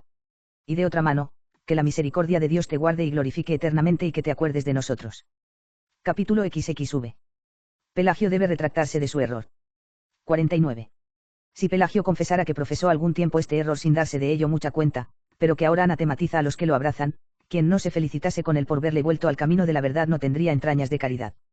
Pero es el caso que no solo no ha confesado estar curado de esta peste, sino que ha anatematizado a los que de ella están liberados y que lo aman y quieren su curación, como son los que han manifestado el amor que le tienen en la carta que me escribieron, pues él era quien particularmente estaba presente en su pensamiento cuando decían que se lamentaban de que yo hubiese escrito tan tarde mi libro, porque están ausentes, dicen, algunos cuya ceguera debiera curarse con la luz de tan evidente verdad, pero confiamos en que, aunque sea más tarde, ha de llegar hasta ellos la misma gracia con el favor de Dios. Creyendo prudente callar también el nombre o los nombres, a fin de que, sin perecer la amistad, pereciese más bien el error de los amigos. 50. Si Pelagio piensa ahora en Dios, si no es ingrato a su misericordia, que lo ha llevado al tribunal de los obispos para que no osara en adelante defender doctrinas ya condenadas, reconociendo que se deben detestar y desechar, este mi escrito, en que descubro la llaga revelando su nombre, lo recibirá más agradecido que recibió la carta, con la que, temiendo desagradarle, contribuí a aumentar el tumor, de lo que me arrepiento. Si se irrita conmigo, advierta que su ira es injusta, y que para triunfar de ella no deje de pedir la gracia de Dios, que ha confesado en este juicio ser necesaria en cada uno de nuestros actos, y por la gracia alcanzará verdadera victoria. ¿Qué argumento en favor de su causa pueden ser las grandes alabanzas que le tributan los obispos en sus cartas, que Pelagio tuvo buen cuidado de recordar, citar y alegar, cuando la verdad es que era muy difícil que conociesen sus perversos errores los que oían sus fervorosas y encendidas exhortaciones a la virtud? Capítulo XXVI. Aclaraciones sobre la carta escrita por San Agustín a Pelagio. 51. Por cierto que en la carta que escribí a Pelagio, y que él citó, no solo tuve buen cuidado de no prodigarle desmedidas alabanzas, sino que, en cuanto pude, sin remover la cuestión de la gracia, insinué la necesidad de profesar la verdadera doctrina en esta materia. En el saludo le di el tratamiento de señor, que es corriente dar a veces aun a los que no son cristianos. Y no es esto un formulismo mentiroso, porque a todos debemos en cierto modo servir libremente para que logren su salvación por Cristo.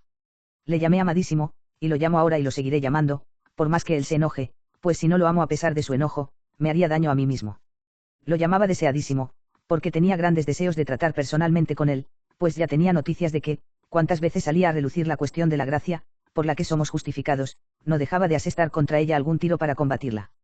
La misma brevedad del texto de la carta confirma lo que vengo diciendo, puesto que, después de agradecerle la alegría que me había proporcionado con su carta dándome noticias de su salud y de la de los suyos, la cual es un bien que, junto con la corrección, les debemos desear, hacía votos porque Dios le concediese no los bienes que se refieren a la salud del cuerpo, sino más bien aquellos otros que él pensaba, y quizá piensa aún, dependen del libre albedrío y de sí mismo, deseándole por ello la vida eterna. Y como en su carta, a la que yo contestaba, me alababa en términos muy expresivos y corteses de poseer yo tales bienes, le pedía que rogase por mí para que Dios me hiciera tal como él pensaba que yo era, advirtiéndole así, contra lo que él opinaba, que la misma virtud por la que me alababa no es del que quiere ni del que corre, sino de Dios, que se compadece. 88. A esto se reduce el contenido de mi breve carta y no fue otro el pensamiento que la inspiró. Dice así. Capítulos 27 y 28.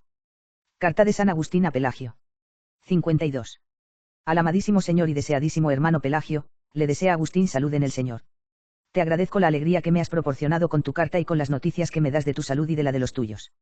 Que Dios te lo pague concediéndote, amadísimo Señor y deseadísimo hermano, los bienes que siempre te hagan bueno y eternamente dichoso en su compañía. Yo, aunque no veo en mí lo que dicen las inmerecidas alabanzas de tu carta, pero no puedo menos de mostrarme agradecido a quien se muestra benévolo con mi pequeñez, rogándote al mismo tiempo que ores por mí a fin de que Dios me haga como tú crees que soy yo. Y de otra mano, que te acuerdes de mí y sirvas incólume al Señor, amadísimo Señor y deseadísimo hermano. Capítulo 6. Pelagio debe condenar sus errores acerca de la gracia. 53. La misma despedida que le hacía, que sirvas a Dios, ya indica que esto es más efecto de la gracia de Dios que de la voluntad del hombre, puesto que no exhorto a esto, ni lo mando o enseño, sino que lo deseo. Así como, si exhortase, o mandase, o enseñase, daría sin más a entender que es obra del libre albedrío, sin que esto fuera negar la gracia de Dios, así, por el hecho de desear, puse de relieve la gracia de Dios, pero sin destruir el libre albedrío. ¿Qué pretendió, pues, al citar mi carta en este juicio? Porque la verdad es que si hubiese profesado la doctrina de esa carta, no lo hubiesen acusado tal vez ante el tribunal episcopal hermanos virtuosos escandalizados de la perversidad de sus disputas. Lo mismo que yo he dado razón de mi carta, la darían, si fuese necesario, los demás que Pelagio citó en su favor, y dirían lo que pensaban o ignoraban o en qué sentido ha de entenderse lo que escribieron. Por tanto, si Pelagio, convicto por testigos idóneos de haber escrito contra la gracia de Dios, a la que se debe nuestra vocación y justificación, no reconoce su yerro y lo anatematiza escribiendo seguidamente contra él, por más que se jacte de la amistad de cualesquiera personas santas, por más cartas que presente en las que lo alaben, por más que divulgue actas de su justificación, las personas que le conocen bien no creerán en su enmienda. Capítulo Besos. Jactase Pelagio de haber sido aprobados sus errores por el sínodo de Diospolis. 54. No debo callar algunas cosas que sucedieron después de este juicio y que hacen más fundada esta sospecha contra Pelagio. A mis manos llegó una carta atribuida a Pelagio y dirigida a un presbítero amigo suyo, el cual por carta le había pedido delicadamente no diese ocasión de que alguien se separase por él del cuerpo de la Iglesia. Entre otras cosas que sería prolijo referir, pues no hacen al caso, dice Pelagio, una sentencia de 14 obispos ha aprobado nuestro aserto de que puede el hombre vivir sin pecado y guardar fácilmente los mandamientos de Dios, si quiere. Esta sentencia, dice, confundió a los contradictores e introdujo la división entre los que conspiran para el mal. Sea esta carta de Pelagio o sea de otro que la ha publicado con el nombre de Pelagio, quien no ve claramente que el error llega a celebrar como una victoria el mismo juicio en que fue convicto y condenado. Porque ese es el tenor de las palabras que se citan de Pelagio y el que se lee en su libro de los capítulos, pero no son esas las palabras textuales en las acusaciones del juicio y en las respuestas dadas por Pelagio, pues los que presentaron la acusación omitieron, no sé por qué descuido, una palabra de no pequeña importancia en la cuestión. Pusieron que había dicho, puede el hombre, si quiere, vivir sin pecado y guardar los mandamientos de Dios. Ni el mismo Pelagio, pues, dijo guardar fácilmente, sino guardar. Entre las cosas sobre las que me consultó Hilario, a quien respondí, se acusaba a Pelagio de haber dicho en otro pasaje de sus escritos que puede el hombre vivir sin pecado, si quiere. A lo cual respondió, ya se dijo antes que el hombre puede vivir sin pecado. Ni en esta ocasión, pues, los acusadores de Pelagio ni el mismo Pelagio mencionaron la palabra fácilmente.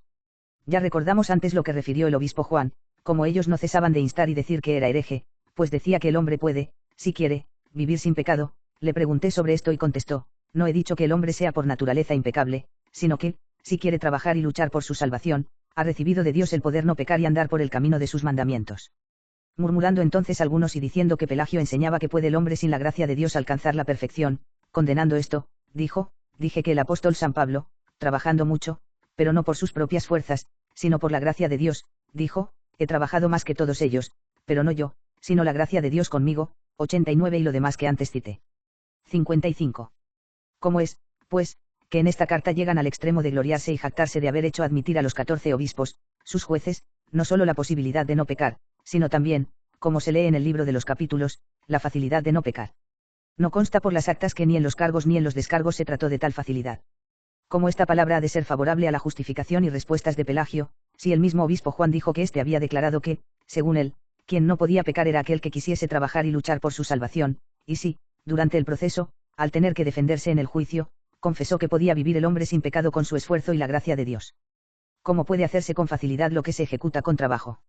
Paréceme que el sentido común está de nuestra parte al reconocer que donde hay trabajo no hay facilidad.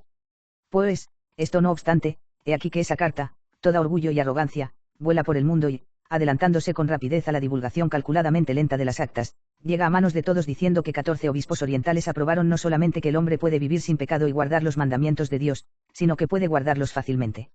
Y no se nombra para nada el auxilio de Dios, sino que se dice si quiere, de donde resulta que, no diciéndose nada de la gracia de Dios, que era el punto neurálgico de la cuestión, tan solo se destaca en la carta, desdichada y mentirosamente victoriosa, la soberbia humana.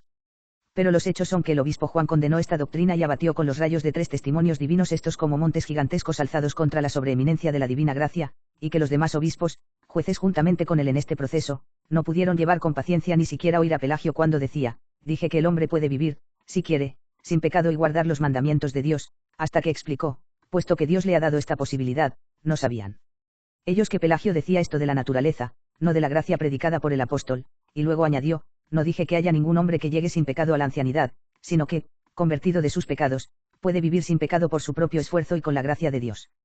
Que es lo mismo que los jueces declararon en la sentencia diciendo había confesado rectamente que puede el hombre vivir sin pecado con el auxilio y la gracia de Dios, porque temían, si esto negaban, hacer una injuria no a la capacidad del hombre, sino a la gracia de Dios. Pero no se definió cuando el hombre llega a ser impecable, lo cual es posible con la gracia de Dios, según la sentencia de los jueces, no se definió, digo, sí, en tanto que dura la lucha de la carne contra el espíritu, hay o habrá algún hombre, gozando del uso de su razón y libertad, sea en medio del mundanal ruido, sea en la soledad de la vida monacal, que no tenga necesidad de decir, no refiriéndose a los demás, sino a sí mismo, perdónanos nuestras deudas, 90 o si más bien se alcanzará esta impecabilidad cuando seamos semejantes a él, porque lo veremos como es, 91 cuando no dirán ya los que luchaban, veo otra ley en mis miembros que contradice a la ley de mi mente, 92 sino que dirán los que han triunfado, ¿dónde está, oh muerte, tu victoria? ¿Dónde está tu aguijón? 93 pero esta no es cuestión que se haya de debatir entre los católicos y los herejes, sino, si acaso, punto que debe discutirse entre los católicos con espíritu de caridad. Capítulo XXXI. Fue sincera la profesión de fe de Pelagio. 56. ¿Cómo podemos creer que Pelagio, dando por supuesto que esta carta sea de él, haya hecho una confesión católica de la gracia, que no es la naturaleza dotada del libre albedrío, ni la ciencia de la ley, ni tan solo el perdón de los pecados, sino la gracia necesaria en cada uno de nuestros actos, y que haya anatematizado sinceramente a los que sienten de otra manera, cuando, por una parte, en su carta habla de la facilidad de no pecar, de lo que no se trató en el juicio, diciendo que esto lo aprobaron los jueces, y por otra parte no habla de la gracia de Dios, con cuya confesión pudo, sin evadir la sentencia eclesiástica de condena. Capítulo 32. Mala fe de Pelagio en la relación de las actas del sínodo diospolitano. 57. Hay algo más que no debo callar. En la breve carta escrita para justificarse, y que me remitió por conducto de un tal Caro, ciudadano de Hipona y diácono de Oriente, cuenta las cosas de muy diferente manera de cómo se refieren en las actas episcopales. Lo que refieren las actas tiene un sentido católico más sano, más ortodoxo y más claro contra las abominables afirmaciones heréticas. Como leí la carta antes de llegar a mis manos las actas, ignoraba si en la carta había copiado las mismas palabras de que se sirvió estando presente en el juicio son pocas, y hago caso omiso de alguna variante sin importancia. Capítulo 33. Pelagio no es sincero en su carta. Pero me desagradó que, según parece, dejó a su cuenta defender algunas de las opiniones de Celestio que condenó claramente en el juicio. Porque dijo que algunas de ellas no eran suyas, contentándose con añadir que no tenía por qué dar explicaciones sobre las mismas. Pero no quiso condenarlas en aquella breve carta. Helas aquí, que Adán fue creado mortal y que, ora pecase, ora no pecase, estaba sujeto a la muerte. Que el pecado de Adán tan solo a él le perjudicó y no al género humano. Que la ley conduce al cielo lo mismo que el Evangelio. Que los niños recién nacidos se hallan en el mismo estado que tuvo Adán antes de pecar. Que ni por la muerte o pecado de Adán perece todo el género humano, ni por la resurrección de Cristo resucitan todos los hombres. Que los niños, aunque no sean bautizados, alcanzan la vida eterna. Que los ricos bautizados, si no renuncian a todos sus bienes, aunque crean que hacen buenas obras, de nada les sirven y pueden alcanzar la vida eterna. En dicha carta respondió a todo esto: estas opiniones, como reconocen mis acusadores, no son mías, y así no tengo por qué dar explicaciones. En el proceso, sin embargo, había respondido a esas mismas acusaciones: según reconocen mis acusadores, yo no he sostenido estas doctrinas, y así no tengo por qué dar explicaciones. No obstante, para dar satisfacción al Santo Sínodo, anatematizo a los que las defienden o defendieron en algún tiempo. ¿Por qué no lo hizo constar también así en la carta? No se necesitaba mucha tinta, ni muchas palabras, ni mucho tiempo, ni alargar mucho la carta. Pero quién no echa de ver que se hizo así de intento, para que, con pretexto de haberse procurado abreviar las actas, se divulgase pronto la carta por todas partes. Así todos creerían que podían defenderse estas doctrinas, de las que se había acusado a Pelagio, pero sin probarse que fueran en efecto suyas y sin que hubiesen sido condenadas o anatematizadas. 58. En la misma carta recoge muchos cargos que se le hicieron tomados del libro de Celestio, pero no copió por separado, como rezan las actas, las dos respuestas con que anatematizó los referidos capítulos, sino que puso una sola respuesta a todas las objeciones. Podría achacar este procedimiento al deseo de abreviar, si no fuera porque aprecia algún interés por su parte en este asunto. Porque termina así su carta: repito que estas doctrinas, y según su propio testimonio, no son mías, y así, tal como dije, no tengo por qué defenderme. Las doctrinas que reconozco que son mías, afirmo que son ortodoxas, pero las otras que he dicho que no son mías, las condeno según el juicio de la Santa Iglesia, anatematizando a quien se oponga a las doctrinas de la Santa y Católica Iglesia, como también a quienes, inventando falsedades, nos han levantado calumnias. Esto último no se lee en las actas, bien que no es detalle de importancia en lo que venimos diciendo. Sean igualmente anatematizados los inventores de falsedades que los calumniaron. Cuando leí, las que he dicho que no son mías las condeno según el juicio de la Santa Iglesia, yo no sabía, porque la carta nada dice y yo no había leído aún las actas, que la Iglesia había pronunciado ya su juicio, y así bien esas palabras su promesa de sentir con la Iglesia, no según lo que la Iglesia había ya juzgado, sino según juzgase al pronunciarse sobre esos capítulos, y vi asimismo su promesa de condenar no lo que la Iglesia ya había reprobado, sino lo que en adelante reprobase. Incluyendo en esto lo que añadió: anatematizando a quien se oponga o contradiga las doctrinas de la Santa Iglesia Católica. Pero la verdad es que, como rezan las actas, los 14 obispos ya habían pronunciado acerca de estas cosas su sentencia, en consonancia con la cual dijo que reprobaba todas ellas y que anatematizaba a los que, profesándolas, rechazaban la sentencia que ya estaba dada, según dicen las actas. Ya habían dicho los jueces, que responde a estos capítulos que se han leído el monje Pelagio, aquí presente. Pues esto lo reprueba el Santo Sínodo y la Santa Iglesia Católica. Pero los que desconocen esto, y solo leen esta carta, creen que pueden defenderse algunas de aquellas doctrinas por no haber sido juzgadas por el Sínodo como contrarias a la doctrina católica, y que Pelagio se mostró dispuesto a sentir acerca de ellas no según lo que la Iglesia ya había juzgado, sino según lo que en adelante juzgare. Así que la carta en cuestión no dice lisa y llanamente, como lo dicen las actas, que fueron condenadas por el juicio de 14 obispos las doctrinas de esa herejía que se propagaba y extendía con arrogante audacia. Si tuvo miedo de contar los hechos como sucedieron, que se corrija y no lleve a mal nuestra vigilancia, más bien tardía. Pero, si no hubo tales temores y nuestra sospecha no es fundada, ya que somos humanos, que perdone, con tal de que impugne en adelante las doctrinas que fueron condenadas y anatematizadas en el proceso que le dio ocasión de defenderse, no sea que, negándose a hacerlo así, se haga sospechoso de haberlas defendido antes y de seguir defendiéndolas ahora. Capítulo 34. La absolución de Pelagio no equivale a una aprobación de su herejía. 59.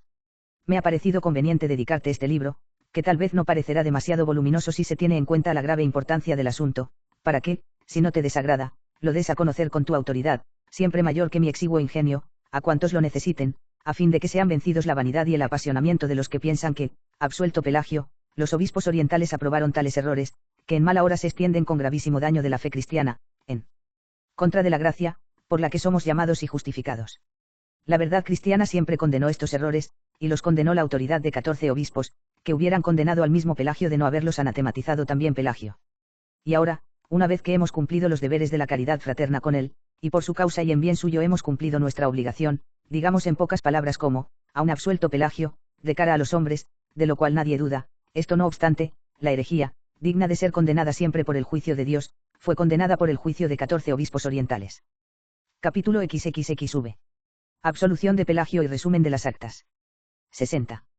La sentencia final del sínodo fue de este tenor: en vista de las satisfactorias explicaciones de Pelagio, aquí presente, que profesa la sana doctrina y condena y anatematiza la que es contraria a la fe de la Iglesia, declaramos, que es digno de la comunión eclesiástica y católica.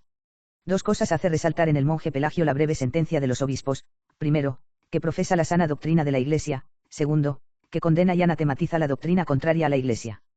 Teniendo esto en cuenta, los obispos lo juzgaron como miembro de la comunión eclesiástica y católica. Recapitulemos brevemente lo expuesto hasta aquí para ver en qué palabras de Pelagio, durante el proceso, pudieron basarse los obispos, y en qué medida pudieron juzgar sobre evidencias para ver con claridad en las dos partes de la sentencia. Ya dije antes que Pelagio condenó y anatematizó las doctrinas que le achacaron y que dijo no eran suyas. Resumamos, pues, lo actuado en esta causa. 61. Como no podía menos de cumplirse lo que dice el apóstol, es necesario que haya herejías, a fin de que se destaquen entre vosotros los de probada virtud. 94. Después de las antiguas herejías surgió esta nueva herejía, inventada no por obispos, presbíteros o clérigos, sino por una especie de monjes, combatiendo, so pretexto de defender la libertad, la gracia que nos es dada por nuestro Señor Jesucristo, y destruyendo el fundamento de la fe cristiana, del que está escrito, por un hombre vino la muerte y por un hombre la resurrección de los muertos, y así como en Adán mueren todos, así también todos serán vivificados en Cristo. 95. Y negando la necesidad del auxilio de Dios en cada uno de nuestros actos, afirmando que para no pecar y ser justos puede bastar la naturaleza humana, dotada desde su creación del libre albedrío, y que esa es la gracia de Dios, porque fuimos creados de manera que todo esto lo podamos hacer por nuestra voluntad, dándonos a la vez la ayuda de la ley y de los mandamientos. Él perdona a quienes se arrepienten de los pecados pasados, que solo en estos dones consiste la gracia de Dios, y no en la ayuda prestada a cada uno de nuestros actos, porque puede el hombre vivir sin pecado y guardar fácilmente, si quiere, los mandamientos de Dios. 62. Después que la herejía había engañado a muchos y llevado la inquietud al ánimo de los hermanos que no había logrado seducir, Celestio, uno de los novadores, fue acusado ante el tribunal de la Iglesia de Cartago y condenado por el juicio de los obispos. Algunos años más tarde, Pelagio, que es considerado como maestro de Celestio, fue acusado de profesar esta herejía y hubo de responder ante el tribunal episcopal, y leídas las acusaciones contra él formuladas por los obispos galos Eros y Lázaro, imposibilitados de asistir al juicio por enfermedad de uno de ellos, 14 obispos de la provincia de Palestina declararon a Pelagio, en vista de sus respuestas, libre de esta herejía, pero condenaron claramente la herejía. Aprobaron, a tenor de las respuestas de Pelagio a quienes lo acusaban, que el conocimiento de la ley ayuda al hombre a no pecar, según está escrito, dioles como ayuda la ley. 96. Pero no concluyeron de aquí que este conocimiento de la ley sea la gracia, de la que dice San Pablo, quien me librará de este cuerpo de muerte. La gracia de Dios por Jesucristo nuestro Señor.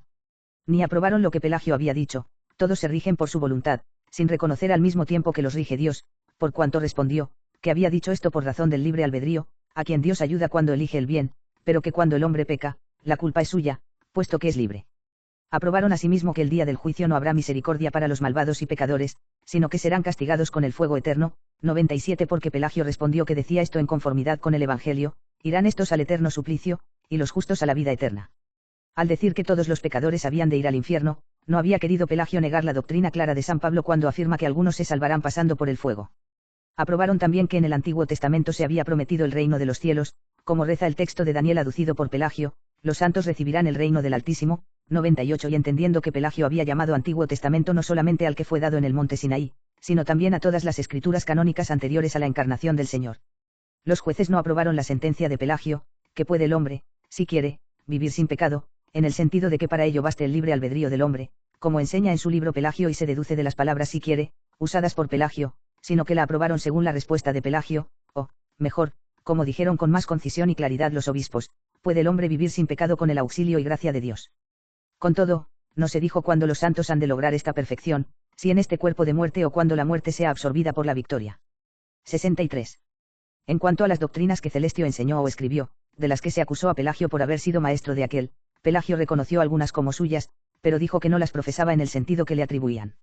Así, por ejemplo, que antes de la encarnación del Señor vivieron algunos santa y virtuosamente.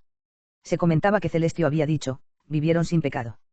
Respecto a lo enseñado por Celestio, que la Iglesia no tiene mancha ni arruga, explicó Pelagio, que él lo había dicho porque con el bautismo se purifica de toda mancha y arruga la Iglesia, y es voluntad de Dios que persevera así. Celestio había dicho, hacemos más de lo que está mandado en la ley y el Evangelio. Pelagio dijo que él se refería a la virginidad, de la que dice San Pablo, no tengo mandamiento del Señor. 99. Otra de las acusaciones había sido la afirmación de Pelagio de que todos los hombres pueden tener todas las virtudes y gracias, con lo que se suprime la diversidad de gracias, que el apóstol enseña. Pelagio contestó que él no suprimía la diversidad de gracias, sino que decía que Dios da todas las gracias a quien fuere digno de recibirlas, como las dio a San Pablo. 64. Estas 4 sentencias no las aprobó el tribunal episcopal según el sentido que les daba Celestio, sino según el sentido explicado en las respuestas de Pelagio. Vieron que una cosa era vivir sin pecado y otra vivir santa y virtuosamente, como, en efecto, vivieron algunos antes de la venida de Cristo, según consta por la Escritura. Aunque la Iglesia no viva en este mundo sin mancha ni arruga, es cierto que se purifica en el bautismo de toda mancha y arruga y que es voluntad del Señor que así persevir, y perseverará, pues sin mancha ni arruga reinará en la gloria eterna. Es asimismo cierto que la perpetua virginidad, que no es cosa mandada, es más perfecta que la pureza conyugal, que cae bajo mandamiento, y que, aunque muchos guardan perpetua continencia, sin embargo, no carecen de pecado. Cierto también que San Pablo poseyó todas las gracias que él mismo enumeró en un pasaje de sus epístolas, pero en lo tocante a sí fue digno de recibirlas, o bien dejaron entrever en cierta manera que no fue digno por sus méritos, sino por predestinación de Dios, pues él mismo dice, no soy digno o no soy idóneo para ser llamado apóstol, o tal vez esa palabra esconde el sentido que le querían dar, y que, por parte de Pelagio, solo él lo sabrá. Estos son los puntos en los cuales, según la sentencia de los obispos, Pelagio profesa la sana doctrina. 65. Pasemos ahora a recapitular también cuidadosamente las doctrinas contrarias a la fe católica que Pelagio, al decir de los obispos, condenó y anatematizó, pues en ellas se contiene toda la herejía. Excepción hecha de lo que se dijo que había escrito adulando a no sé qué viuda, pero que él rechazó diciendo que ni esa doctrina se hallaba en sus libros ni jamás la había enseñado, y que condenaba no como herejes, sino como necios. Estas son las enseñanzas con las que la maleza de esta herejía se propaga día a día, y ya nos lamentamos de que se está convirtiendo en selva. Que Adán fue creado mortal y que, ora pecase, ora no pecase, estaba sujeto a la muerte. Que el pecado de Adán tan solo a él perjudicó, y no al género humano. Que la ley conduce al cielo lo mismo que el Evangelio. Que los niños recién nacidos se hallan en el mismo estado que tuvo Adán antes de pecar. Que ni por la muerte o pecado de Adán muere todo el género humano, ni por la resurrección de Cristo resucitan todos los hombres. Que los párvulos alcanzan, aunque no se bauticen, la vida eterna. Que los ricos bautizados, si no renuncian a todos sus bienes, aunque crean que hacen buenas obras, de nada les sirven y pueden alcanzar la vida eterna. Que no se da para cada uno de los actos la gracia de Dios, puesto que ésta consiste en el libre albedrío y en la ley y la doctrina. Que la gracia de Dios se da según nuestros méritos, y, por tanto, la gracia de Dios depende de la voluntad del hombre, sea digno, o sea indigno. Que no pueden llamarse hijos de Dios sino quienes han llegado a estar sin pecado alguno. Que el olvido y la ignorancia no son pecado, porque no dependen de la voluntad, sino que son cosas necesarias. Que el libre albedrío deja de serlo si necesita del auxilio de Dios, pues cada uno tiene su propia voluntad para hacer o dejar de hacer esto o lo otro. Que nuestra victoria no se debe al auxilio de Dios, sino al libre albedrío. Que de las palabras de San Pedro, que dice que somos partícipes de la naturaleza divina, se sigue que el alma puede carecer de pecado como Dios. En el capítulo 11 de un libro que no lleva el nombre de su autor, pero que se atribuye a Celestio, he visto expresada esta doctrina en estos términos: ¿cómo puede uno haber sido hecho partícipe de una cosa si no participa de su estado y virtud? Por eso, los hermanos entendieron que Celestio admitía que el alma y Dios son de la misma naturaleza, que el alma comparte con Dios el estado y la virtud, y enseñaba que el alma es una parte de Dios. Tal era el sentido que dieron a aquellas palabras, que el alma comparte con Dios el estado y la virtud. La última de las acusaciones fue esta, que a los que se arrepienten no se les otorga el perdón por gracia y misericordia de Dios, sino por los méritos y esfuerzos de los que por la penitencia se han hecho dignos de misericordia. Los jueces absolvieron a Pelagio en vista de que negaba y anatematizaba estas doctrinas y los argumentos con que se las quiso probar, y declararon que de hecho las había condenado al reprobar y condenar lo que fuera contrario a la fe católica. Cualquiera, pues, que sea la manera como Celestio enseña o deja de enseñar estas doctrinas, y prescindiendo de lo que Pelagio haya opinado o dejado de opinar acerca de ellas, alegrémonos y demos gracias a Dios y ensalcémosle porque la Iglesia ha condenado con su juicio tamañas impiedades de esta novísima herejía. 66. Nos abstenemos ahora de referir las atrocidades cometidas con increíble audacia, según se dice, por una turba de desalmados, perversos secuaces de Pelagio, que llevaron su furia malvada al extremo de perseguir de muerte a los siervos y siervas de Dios encomendados a la solicitud del santo presbítero Jerónimo, y mataron a un diácono, y pegaron fuego a los monasterios, salvándose a duras penas, por la misericordia de Dios, el mismo Jerónimo en una torre bien fortificada. Esperemos a que nuestros hermanos los obispos de aquella región tomen sus resoluciones en vista de tantos males, porque ¿cómo vamos a suponer que puedan disimularlos? Las impías doctrinas de hombres de esta ralea deben ser combatidas por todos los católicos, aun por los que viven lejos de aquellos países, para que no causen daños allí a donde pueden llegar, pero los reprobables, cuyo castigo toca a la autoridad episcopal, deben ser reprimidos con diligencia pastoral y con piadoso rigor, allí donde se comenten, por los obispos del lugar o de los lugares vecinos. Nosotros, que tan lejos vivimos del lugar de aquellos sucesos, anhelamos que todo termine sin que haya necesidad de ulteriores juicios y de modo que, por la misericordia de Dios, se dé una reparación a los que padecieron tan gran escándalo con la noticia de aquellos crímenes. Y demos fin a este libro, que, si como espero, es de tu agrado, con el favor de Dios será útil a los que lo leyeren, siendo tu nombre, a quien lo dedico, preciosa recomendación, y tu diligencia en darlo a conocer, garantía de su difusión. Traducción de Gregorio Herce Osaba, OAR. Revisada por Javier Ruiz Pascual, OAR.